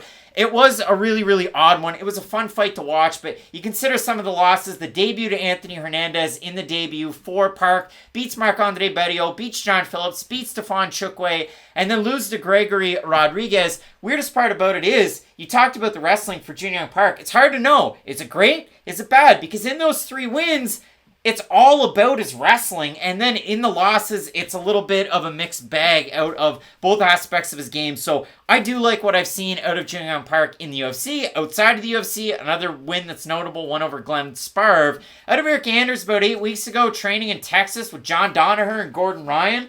So that was fun to look at on the Instagrams. But again, Fight Ready, the gym. I'm sure Henry Cejudo's got his finger on the pulse over there with his weird pillows. And also, Yuri Prochazka, I'm sure, has been in and around the wrestling room and the striking department for Anders, who's getting ready for a big fight. Prochazka is against Glover Teixeira at UFC 275. So I look at the odds for this one. Open to par. Anders now the underdog at a plus 175. Jun-Young Park coming in around a minus 220. We have a look at the Tapology votes. Surprised us there to you, and I'm actually really eager to see these ones because I'm kind of surprised the odds are as far apart as they are. I'm going to say over-under, though, 65% Jun-Young Park. Under. I'm going to say under, slightly under. 545 total votes, 62% Park. What is that? 88% by decision for the 38% that have Anders. 69% by decision, 24% by knockouts. Matt, what are you saying on the pick here? I think Park's the steadier fighter in this fight. Anders will have these really high peaks and valleys with his output. He'll land a big shot, then he'll kind of wait. Then he'll land a big shot, then he'll kind of wait and stand out in the center of the octagon. I think Anders is going to be the one getting pressured a lot in this fight. And yes, he could sit down on left hand and drop Park, but I don't think that's going to happen. I just think the constant pressure and the threat of the takedown from Park is going to keep Anders sort of second-guessing himself on the back foot. And I think it will allow Park to start getting off with some of his volume. Again, I don't look at Park as being a top-tier striker by any means, but I do think the pressure along with the threat of the takedown at least is going to be enough to really open up some of the striking against Anders, who again doesn't really throw in combination. That's my big problem with Anders. He'll throw a nice isolated strike, then he'll kind of wait. Then he'll throw a nice strike, then he'll kind of wait a little bit. If he had a steadier output, I'd have a much easier time picking Eryk Anders, but I do like Park in this fight. Park throws in combination, and he's not a, wild power puncher. He's a death by 1,000 cuts type of guy when it comes to his striking. I like his leg kicks as well. You look at the 2 losses for Jun Young Park. His last time out, Gregory Rodriguez, he gets knocked out, and they have a knock him out, drag him out type of fight. Rodriguez takes him down a couple of times. And then in his fight against Anthony Hernandez, that's the story of the fight. He gets taken down 6 times, and he gets finished. But the fights that he's won, he's utilized his wrestling. Eryk Anders is a guy that usually if he has a wrestling advantage or a grappling advantage over somebody, he utilizes it very, very well. But when it comes to his stand-up, you're right. He does like to throw some single shots, reset, get back into that long southpaw rangy style that he has, and it's an odd one. It's got to be... The strikes come from awkward angles, too, so it's hard to see for a lot of guys. The fight I always go back to with Eryk Anders is the one against Elias Theodorou, because he complained that he lost that fight, or that he won that fight, sorry. He lost that fight if you judge it how you're supposed to score MMA fights. Like, he dropped Theodorou in a close round, which still only gives him a 10-9, and then he just sort of stood around for 2 rounds, and he'd land a shot here or there, but the output of Theodorou would just sort of overwhelm the small power shots here or there that Anders would get off. So, for Anders, it's been a problem for him throughout his career, and I did expect him to, fix it a little bit at this stage, but I do worry about his lack of output in this fight. Anders definitely the bigger fighter as well, so I can't wait to see these 2 guys weigh in on Friday, but going with Jun Young Park here as well, both in agreement with the South Korean fighter. You let us know down below in the comments section, can Eryk Anders wrestle himself to a victory or land one of those big clubbing left hands? Or will it be Jun Young Park, a picture of consistency, able to go out there and get a big-time win? I'm really eager to see this fight. It's one of my favorite on the card, and there are a few more fights left on this one that just... they get me ready. I'm waking up for a fight between Chidi and Njokuani and Dusko Todorovic. I'm excited about Santiago Ponzinibbio, who's taking on Michel Pereira, and in the main event, Holly Holm, Ketlen Vieira, big-time bantamweight implications. Keep it locked in with Fight Night Picks. We always say, let's get into it. On the main card of a UFC Fight Night in 2022, Tabatha Ricci is 1-1 with the promotion. Polyana Viana is 3-3 with the promotion. And listen, somebody's 500 average has to go. And for Polyana Viana, 2 big wins in her last 2 fights, both of them by big-time finish. One over Emily Spitfire Whitmire and one over Mallory Martin in a fight where Martin's gonna wrestle. Martin ends up in guard, and Polyana in about, 3 minutes and some odd seconds, 3 minutes and 18 seconds of action, goes for 5 submission attempts and then finishes her. And for Viana, the wildest part about my deep dive on her was I figured, okay, her Instagram's gonna be a lot of training footage. It is not. She also has 627,000 Instagram followers. Remember the time she beat up that guy who tried to mug her? Yeah, but I just remember, that was a very viral moment for a fighter that has not had very memorable reasons to be a fighter. So it is a little bit wild, and again, in this fight, she's going to have 4 inches of height and 6 inches of reach, but for Viana, the weirdest part about it is I see that she trains out of Tata Fight Team, and there's an affiliation with Shoot the Box, so it seems to me, but Viana hasn't really kind of progressed with her striking. It really is reactive to what her opponent is doing, and the best part for Viana in a fight like this against Tabatha Ricci is, well, that's exactly what she's going to get. Ricci's going to march forward, lunge forward, throw blitzing shots with her head down, and try and get into a clinch to take her opponent down. And if you really liked Amanda Hebus last weekend against Ketlen Vieira, you like Tabatha Ricci. Brazilian Jiu-Jitsu and black belt. Judo black belt as well. She goes for a lot of odd takedowns. She's going to try and trip you. She's going to try and power you down to the mat. And once she gets you down, Tabatha Ricci, whether it's knee on belly, progressing from position to position, she is very sound. She goes for a lot of submissions herself. But the biggest thing for Tabatha Ricci is her striking is odd. It's odd. It's not good. It's not the best. She lost to Minofiotto up a weight class on short notice. That's going to happen. I don't even look at that. Still, the isolated skills don't look amazing. But what I do look at is pre-UFC, the 2 fighters that she fought over with LFA. She fought Vanessa Marie Grimes, who was 1-5, and Tabatha Ricci was a minus 1,400 favorite. And then in her next fight, she fought Shauna Ormsby, and she was a minus 2,550 favorite. So beating fighters that you should beat. But when you're that big of a favorite and then you come into the UFC, it's like, okay, what are we going to get? She trains with a lot of great fighters in Southern California where she's based now, does Ricci. But again, blitzes a lot with her head down. Her last time out against Maria Oliveira, her striking did look like it has progressed. She wins the decision in that one. Wasn't really able to take down a Muay Thai fighter, and I'm like a Muay Thai fighter. Wasn't able to take her down, but had her thinking with the takedown attempts to where Oliveira was just super reactive, and I don't have the highest amount of stock in Maria Oliveira. She's the one that when she was fighting Marina Rodriguez, I don't for either one of these fighters. She was getting struck, and Oliveira walked away and went, nope, I'm done. So that was the end of that one, but Tabatha Ricci, big winner last time out. First win in the UFC. Polyana Viana, 2-fight win streak. Matt, what do you think of this fight?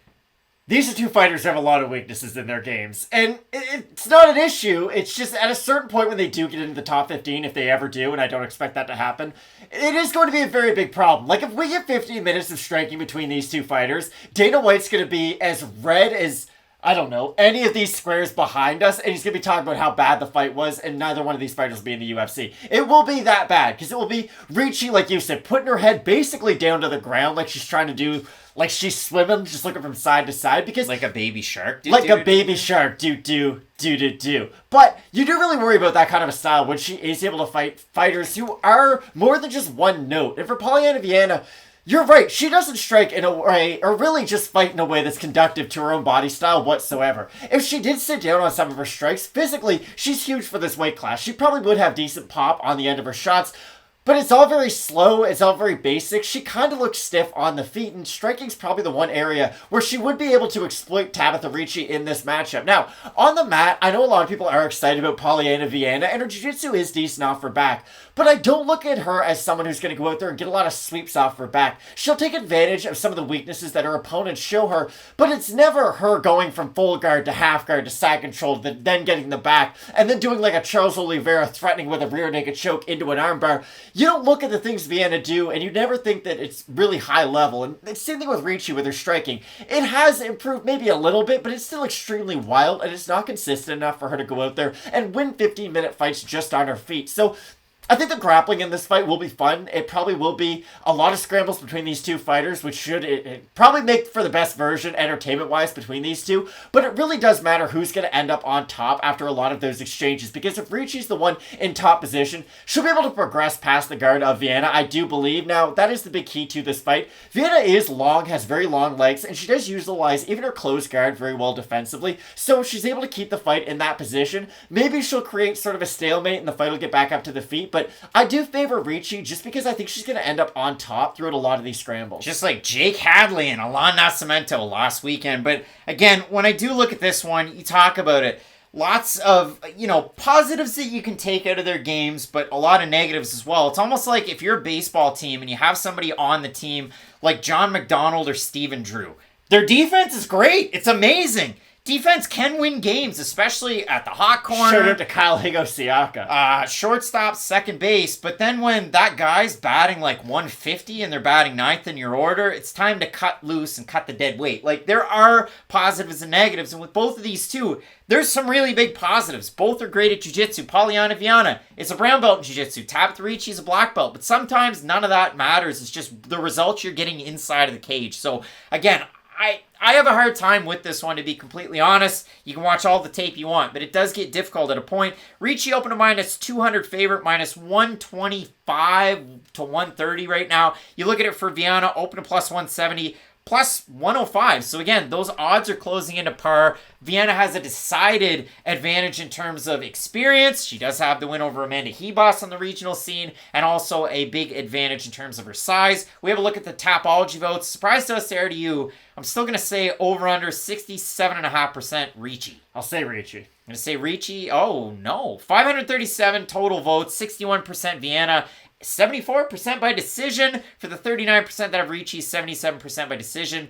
Matt, fellow Canadian Shania Twain in the 90s, that don't impress me much about the striking Neither one in of these this fight. impressed me. Polyana Viana, though, I will say, I do like her kicks up the middle. She goes to the body a lot with her kicks. Got her caught against Hannah Cyphers and then dropped. She got knocked down by Hannah Cyphers. Big right hand off of a body kick that she threw. But Matt, what do you say about this one? You need range to throw kicks, and I don't think she's going to have range in this fight. The great thing about having a reach advantage is that if you know how to use it, it's a massive advantage. The problem is, if you don't know how to use your reach in an effective manner, if you don't know how to compensate for your long reach with elbows for fighters who get on the inside, then it's a detriment too, because again, you can't really get any distance and land anything of effect on a fighter who gets on the inside. I think Ricci's going to use a lot of forward movement in this fight, and I think it's going to really work out for her. I expect her to end up on top after a lot of the scrambles after the takedown attempts, and that's why I like Ricci in this fight, but I do have to say this, I am not very sold on either one of these fighters. No, this is really, really tricky, and if you've got a good read on this, I'd love to hear from you down below in that comment section. I have Tabatha Ricci as well because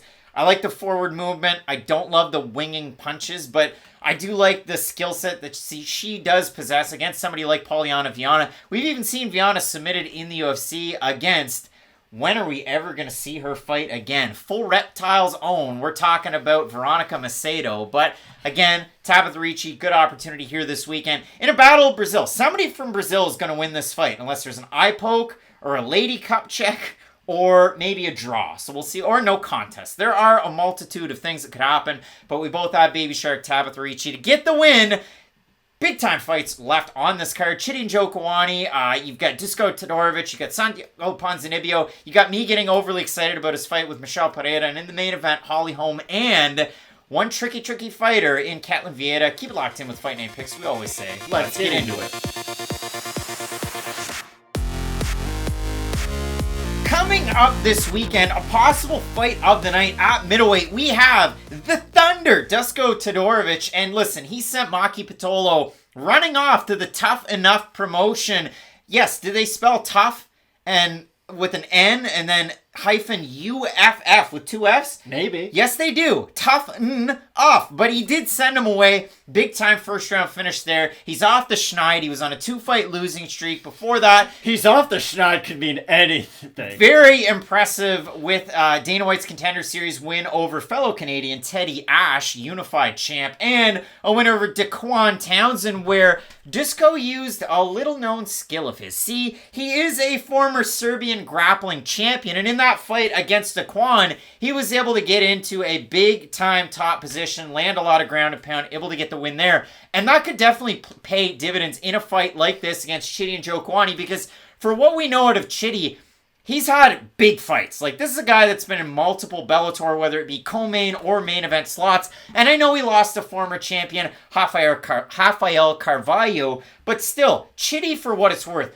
amazing hand speed, great power, and he's at a point in his career where, just like Billy Talent in the mid-2000s in Canada, guy's got nothing to lose. You need to find a new reference. When no one knows your name. No, he's got nothing to lose because he's 33. He's moving his way up the ladder in this division, almost like Alex Pereira is also doing, and it's a lot of fun to see a big-time win inside of 30 seconds over fellow Canadian Marc-Andre Barrio his last time out there. Matt, Chidi Njokuani, 3-fight win streak, fighting more often, because that's been the biggest kind of criticism, is he doesn't fight very often. But I love to see this out of Chidi Njokuani. This is a really fun fight, but I have one thing that I started to laugh about while you said it.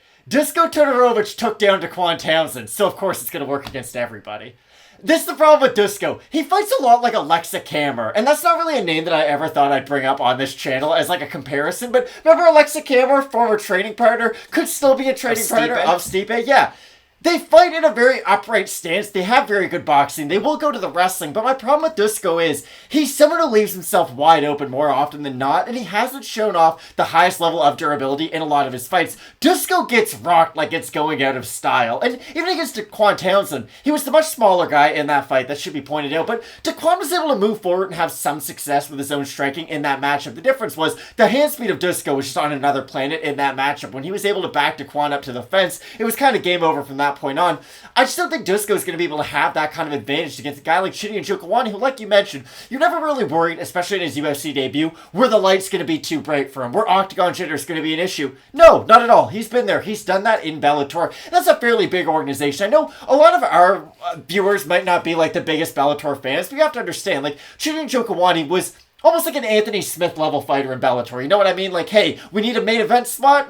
Throw Chidi in there. It's going to be a good fight. He was sort of occupying that space for a really long time. And like you said, coming over to the UFC at this stage of his career, are we getting him maybe 2 years too late? Maybe a little bit. But if he is able to stay consistent and look as impressive as he was able to do in his last fight against Powerbar, who is a very good fighter in this division, might not be the flashiest fighter, but he's a very quality opponent and a very quality win at this division. I think Njokuani's setting himself up for another big highlight win in this fight because Dusko might have some wrestling in his back pocket. I don't think he has the footwork to cut the cage off to then utilize his wrestling because I think he's really going to have to get the fight up against the cage to then take Chidi down. Dusko Todorovic, again, if you look at it, let's stack these things up. Serbian grappling champ, Brazilian Jiu-Jitsu black belt, Taekwondo black belt, and he learns... He fights like he learned how to fight on r/street fights or r/fight porn. Like, he just likes watching guys fight in parking lots. Big into bum fights. And I better just get right into that. So I do have a tricky time. And again, he's kind of also like Johnny Cash in the Highwayman song. Because Chris Christopherson, regular job, dies. Waylon Jennings, he was a dam builder, dies. Willie Nelson, regular job, dies. And then Johnny at the end of the song goes, I'll fly a starship. Wrong song. That's Highwaymen by the Highwaymen. They're all in that song, you dumb f***. Hey! They're all in that song. What are you talking about? You just said it was a Johnny Cash song. Like Johnny Cash in the Highwayman song. Settle down, Craig. I fly a starship. You're redder than Dana White was when he announced Conor McGregor against Floyd Mayweather. The reigning! Yeah, take a breather. Well, for the reigning defending Dusko Todorovic, as sidetracked as I've been, but as honest as I've tried to be, Dusko has all of the skills, but the trouble is he gets into 50-50 exchanges and his chin doesn't cash the checks that are being given to him. Like, even in some of his wins, he gets rocked, and that's the concerning thing. You're always worried about Dusko taking a clean shot in the chin, and Chidi Njokuani's not the guy you want to play around with your durability. Again, Powerbar has a pretty good chin, has eaten big shots at the UFC level against good UFC fighters, and he was out there in under a minute against Njokuani. Now, when Chidi does start to fight more upper echelon wrestlers, and it is sort of the key for him, he kind of got lucky getting that fight over as quick as he did against Powerbar. If that went into the second or the third round, that fight could have got more interesting for him, and that's the stylistic matchup that might give him trouble later on in his career. But against Dusko, who, like you said, he does have offensive wrestling in his back pocket, I just don't think he's going to have the footwork to cut off the cage to then use it. If he gets close, maybe he'll be able to go for a takedown here or there if he gets hurt, sort of panic wrestle. I still think he's going to be able to use his wrestling and lean on it throughout this whole entire fight. Yeah, I'm really eager to see this one, and again, we have this as a possible fight of the night because it is just that, but you look at the odds, Njokuani open a -125 favorite, -190 right now. For Todorovic, open a +105. He's now at a +150, somewhere around there. We have a look at the Tapology vote. Surprise to us there to you. I'm going to say over under 75% in Njokuani. I'll say over. I would say over as well. 547 total votes, 90% in Njokuani, 88% by knockout for the 10% that have old Dusko.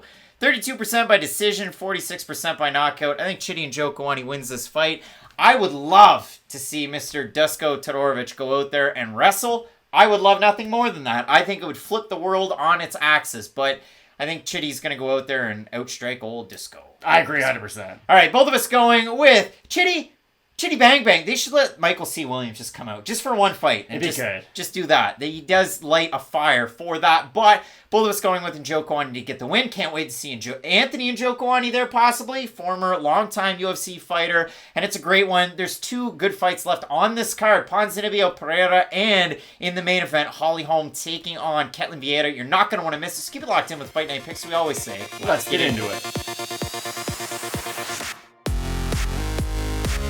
Coming up this weekend, we have one of our 3 ranked fighters on this card competing in a big-time co-main event, that being Santiago, the Argentine dagger, Ponzinibbio, taking on Michel Demoledor Pereira. And when you look at this fight, I mean, a couple of very dynamic strikers. Matt, I know you have a lot to say about Argentina's Santiago Ponzinibbio. There's so many X factors to his game that we could spend a couple of days just talking about that. But he's been in some massive, massive fights. And not to say that Michel Pereira hasn't, but in a spot like this weekend, Ponzinibbio reaching outside of the rankings and Michel Pereira on a 4-fight win streak. If he gets a win this weekend, all of a sudden you're ranked and you're off to the races against some big-time names in a really stacked division. What do you make of that? I think it's going to be a really tough fight ahead of him this weekend, because the thing about Michel Pereira is he is an incredible striker, but there's always a moment in every single fight where you start to get a little bit nervous no matter who it is. And I always go back to the Niko Price fight where he fought, maybe not the perfect fight for the first 10 minutes, but you get the idea. He's hurting Price every time he gets close to him. He's on the back foot. He's moving around really well. But the problem is, with all that movement, and with all those power shots, and when you're fighting a guy who's durable as all get out, like Niko Price, near the end of that fight, we did see Michel start to slow down. And Price, it wasn't enough to get a 10-8 round, but he definitely did rally enough in that third round to make the fight interesting when it did go to the scorecards. And for Pereira, that's the weird thing about him. I'm so excited for all of his fights, but I'm almost getting into that, like, Muslim Salikov area, where in the back of my mind, there is that version of him who doesn't have that crazy output, who will stand in the mirror a little bit in some of his fights, and I think he will have a lot of trouble against Ponzinibbio if we do see that version of him this weekend, because let's say he does go into that third round mode like he did against Niko Price, or even against some moments against Andre Fialho where he lands some big shots, and then you just sort of step off the gas and not really do anything. If you're getting into a fight like that against Ponzinibbio, who is known for his accuracy and for the ability to throw in combination, that's going to be really tough ask for Michel Pereira, who does rely a lot more on his one-strike capabilities than throwing in combo, because that's the thing I always go back to with Ponzinibbio. He's someone who loves to throw his right hand followed by the left hook. It's almost like a preset combination. Like the second you see the right hand come, it's almost like a diversion for the left hook to really land after the fact. And if he's able to get his leg kicks going early, which is one of his best weapons, always go back to the Neil Magny fight. And yes, Neil Magny has not been able to learn how to check leg kicks in the past 38 UFC fights, but still, that was a main event slot. A lot of pressure on Ponzinibbio to look good in his home country. And he put on an absolutely amazing performance. His boxing looked really good. His leg kicks looked really good. And then he had his, like, Klay Thompson moment. He tore his Achilles and ACL. Now, those weren't the injuries Ponzinibbio had. He had MRSA. He had broken his hand. He had a lot of sort of separate injuries that were really bad, if we're being honest. And they did keep him out for a really long time. And he did look a step slow against Li Jingliang in that performance. But again, coming back with your first fight being against a guy like Li Jingliang, things are probably going to happen. And he did eat a big power shot early in that fight that did put him out. And that is something about Ponzinibbio. I do think he has a good chin, but I do worry about his striking defense. Lorenz Larkin back in the day was able to finish him. Li Jingliang was able to hurt him. Jeff Neal didn't finish him, but he definitely hurt him on a couple moments throughout that fight. Again, I like the chin out of Ponzinibbio, but he's almost too offensively oriented sometimes, where he'll chase his opponent around after he hurts them. And let's say this is one of those fights where he hurts Pereira with a big right hand and he finds himself chasing after him. That's when you step into like a flying knee that no one ever saw coming, because that's how wild the style of Demolidor is. Like, you can't just look at like Tapology and see, oh wow, flying knee finish. It doesn't do it justice. Like, the athleticism that this guy brings to the cage is very uncanny. And I can't say enough great things about this fight. You have a ranked fighter who there's some question marks about him ever since his layoff versus one of the more entertaining guys in the division. I think it's going to be phenomenal. And for Ponzinibbio, a guy who spent quite a bit of time at American Top Team, you're going to have the camp there. For Michel Pereira, since he's moved camp to the United States from Brazil, he's implemented more wrestling in his game. So Zalim Imadaev is one of those fights where it was on Michel Pereira. We were sold a bill of goods on Zalim, and he did not deliver. He beats Chaos Williams, implements a little bit of the takedown, was able to get things done on the feet. The Niko Price fight, he fought well for 10 minutes, and then for the last 15 minutes, he was on the retreat. And against Andrea Fialho, he did have a takedown out there, but really did look crisp in that one. I was very interested by the fact that Michel Pereira is one of those guys that, I know we talked about this in his previous fights, where he's got videos on Instagram where he's like dancing on a treadmill getting ready, and it scares the bejesus out of me and Paul Felder, I'm sure. But for Michel, all of his videos and all of his pictures in the last few months have been out of Academia Box Ulysses Pereira with Lucas Pontes, a boxer out of Brazil, and he is wearing the weird boxing cup that they wear in training. He's wearing the headgear. He's getting ready, and he's mixing in a lot of that pure boxing. And I think that's very interesting because you already know how explosive he is. You already know how light he can be on his feet. I'm interested to see Michel Pereira where you turn up the gas tank a little bit, you turn up the technique a little bit. Will we see him A, maybe a little more hesitant, B, a little bit more refined, and C, maybe he can bring together another well-rounded game plan like he did against Andrea Fialho against a Ponzinibbio, because I feel like that's what you need to beat a Ponzinibbio. You do, and that's why I honestly don't look at his boxing training as being a big advantage. And feel free to disagree with you. Feel free to disagree with me if you want to, but this is kind of the way I've looked at his boxing training. I don't care how long Michel Pereira boxes, he will not be as good naturally boxing as Santiago Ponzinibbio is in this fight. So I don't know if you making the fight more at his range is going to help you a lot. Yes, it might make him more comfortable in a couple situations, but I'm almost worried that he's going to put the fight in a position that might help Santiago, because Ponzinibbio can hurt him with the leg kicks at long range, hurt him with the body kicks at long range, and then that's going to force Michel to go on the inside. Well, if he's been boxing a lot on the inside, he's probably going to be willing to trade one or two more shots than he normally would with a guy like Ponzinibbio. And I would not want to get into a boxing match with Ponzinibbio, who, yes, he can get caught by a big shot here or there, but his hand speed's almost unparalleled at this division, and I really do think that's his big key to this fight, is going to be his hand speed. To me, it's almost, and I can liken it, in my own situation in the past, you look at it for Pereira, almost like going to a batting cage and just continuing to hit balls and having a batting cage session. It's going to make you better with your timing, but it's going to help him defensively, having been put in some of those situations in training to have the muscle memory just constantly over and over again for the past couple of months. But that's my point. I'd rather him just stay on the outside and stay on his bike than ever be on the inside. I'm absolutely fine, and I hope to see some defensive improvements out of Michel Pereira. But again, we look at this fight and we have a look at the odds. A little bit of an inside baseball and breaking down the fourth wall. I write these odds. I don't look at them when I do my tape study. I write them down before each individual video so they don't creep in. I was very surprised that Ponzinibbio opened a favorite at a minus 150. He's now minus 105 underdog. For Michel Pereira, open a plus 130, minus 120 or thereabouts is the comeback. So the odds have flipped on this fight. Topology votes, I'm going to say over under 65% Ponzinibbio. I'll say over. He is the bigger name. Look at that. 571 total votes, 66% Pereira, 78% by decision for the 34% that have Ponzinibbio, 77% by decision. And Matt, I got to say, for Ponzinibbio, again, we saw him with that extended layoff off of the win over a tough Neil Magny. Then he loses to Li Jingliang by finish. He goes out and beats Miguel Baeza and looked very fresh in that fight. And then had a very close and competitive, I know it's a split decision loss to Jeff Neal. I thought Ponzinibbio won. I was going to say, you guys don't hear me say this all the time, but I did think Ponzinibbio won that fight. And I really liked his output. And again, I hate to use the word once more, so quick in two sentences, but the freshness out of him in that one. And that's the thing that we sometimes talk about. You can look bad in some wins, and you can look good in some losses. The Ponzinibbio who fought Jeff Neal can definitely beat Michel Pereira if he pushes forward, doesn't eat the big shots, and that's the key too. Jeff Neal's known for his accuracy, and Jeff Neal did look good in that fight. It wasn't the bad version of Jeff Neal who fought like Wonderboy Thompson. Jeff Neal's a much more accurate striker than Michel is, especially on the back foot. I think if Ponzinibbio does throw in combination, Michel, he'll move side to side, but more in like an unorthodox manner. When he is being defensive, he will move straight back and do that weird move where he like bounces off the cage, you know what I mean? Ponzinibbio likes to throw in combination, and if you just move backwards, those combos are going to follow you, and one of those big shots will hit.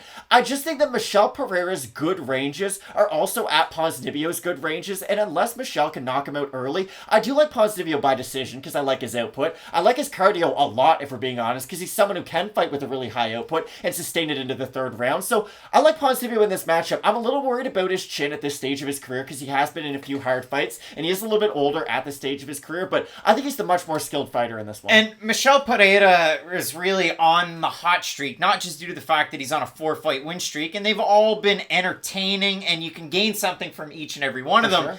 His last fight against Andrea Fialho. How good does Andrea look right now? I mean, it's like Bargnani in 2006. We're going Andrea, and I'm very excited about it. He's got a really tough fight coming up against Jake Matthews, but when I do look at it for Michel, you got to consider too, Andrea's coming in on short notice, and he is a pretty good boxer and has some of those qualities that Ponzinibbio has as well. So I do like Michel Pereira. I love the boxing training that he's done lately. I'm maybe looking too much into it, but I do like the movement out of Pereira. And the thing that I like the most, again, the controlled wildness when he's able to pop off one of those flying knees, one of those wild shots.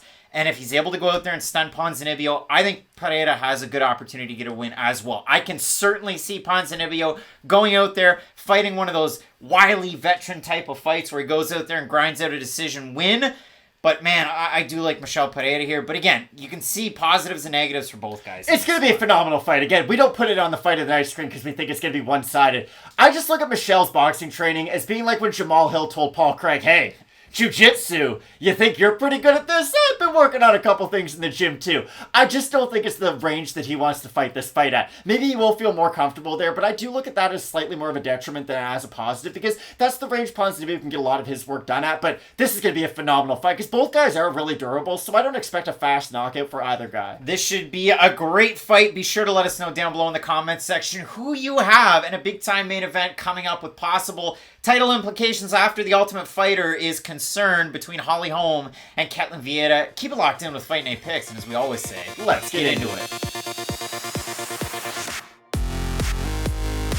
And a big-time main event coming up this weekend in our thumbnail. Of course, it's Holly Holm, the former bantamweight champ, taking on phenomenal Ketlen Vieira, who's looking to take another former bantamweight champ's name home to her bag of tricks as she's coming off a big-time main event in her first main event in the UFC against Miesha Tate. She beat Cupcake by decision. It was a fight that happened, and that's about all I have to say about that one. She won some rounds, she lost some rounds. I scored a 48-47 for Vieira. And now she's parlaying that forward to a fight against Holly Holm, who's on a nice 2-fight win streak, but we haven't seen her compete in about a year and 7 months since she beat Irene Aldana in a fight, Matt, that I have to be completely honest, I did not think Holly Holm was going to win that fight. Not a lot of people did. Aldana was kind of the hotness in the division at the time, and for good reason. She had knocked out Ketlen Vieira with that beautiful left hook that everyone remembers, like flatlines or poster type stuff. And then was supposed to get a title shot. Exactly, but it never happened, and she ended up taking the fight with Holly Holm, because we talk about this all the time. It was sort of the position Rakic was in this past weekend. You can kind of get a title shot, right? But if you beat Jan Blachowicz, you're definitely going to get a title shot. Ketlen was sort of in that position, Irene Aldana was sort of in that position when she had fought Ketlen Vieira, or after she had fought Ketlen Vieira.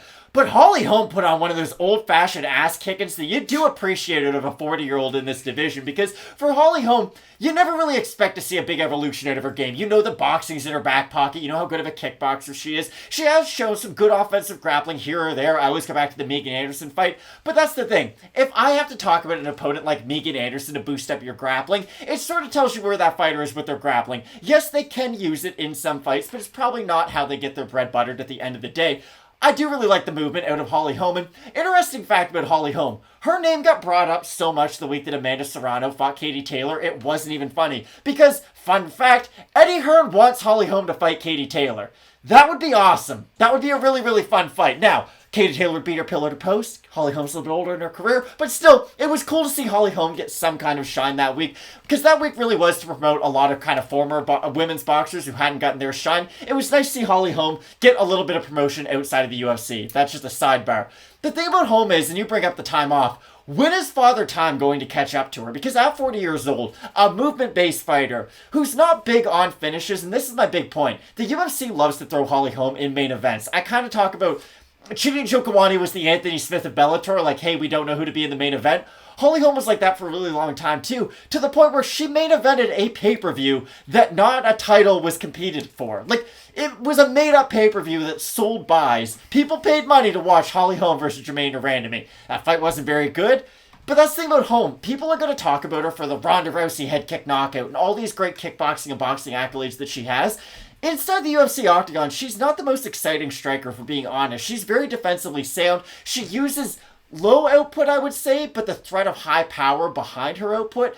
And she does use a lot of clinch control, and that's going to be weird in this fight because Ketlen Vieira is probably the best grappler in this division, or at least as of late, she's been able to show that off. I don't understand why you continue to say that one wasn't for a title, because that was for the featherweight title. The interim featherweight title that got thrown together in the last minute. Yes, it was for a title, but that was such a strange... That was the real McCoy. That was the real deal. Craig, that was the fight that Chris Cyborg was supposed to have. It got thrown together at the last minute. UFC 208, I believe it was, sold like 100,000 buys. It was a very low-selling pay-per-view. My point is that Holly Holm for the longest time was the it girl for the UFC. Hey, we need a position to be filled. Let's fill it with Holly Holm. That was the point I was trying to make. You know, you look at the winners on that card: Islam Makhachev, Bilal Muhammad, Dustin Poirier, Glover Teixeira. If you're going to try to argue that was a great pay-per-view, Anderson said it's just not as bad as people like to remember, just because of what the main event was. But again, they all went to decision. There was like one finish on the whole card. For Holly Holm, the trouble is, and I've got an article in front of me from MMA Fighting back in December of 2000. 2021. Holly Holm, super frustrated. Injuries are preventing her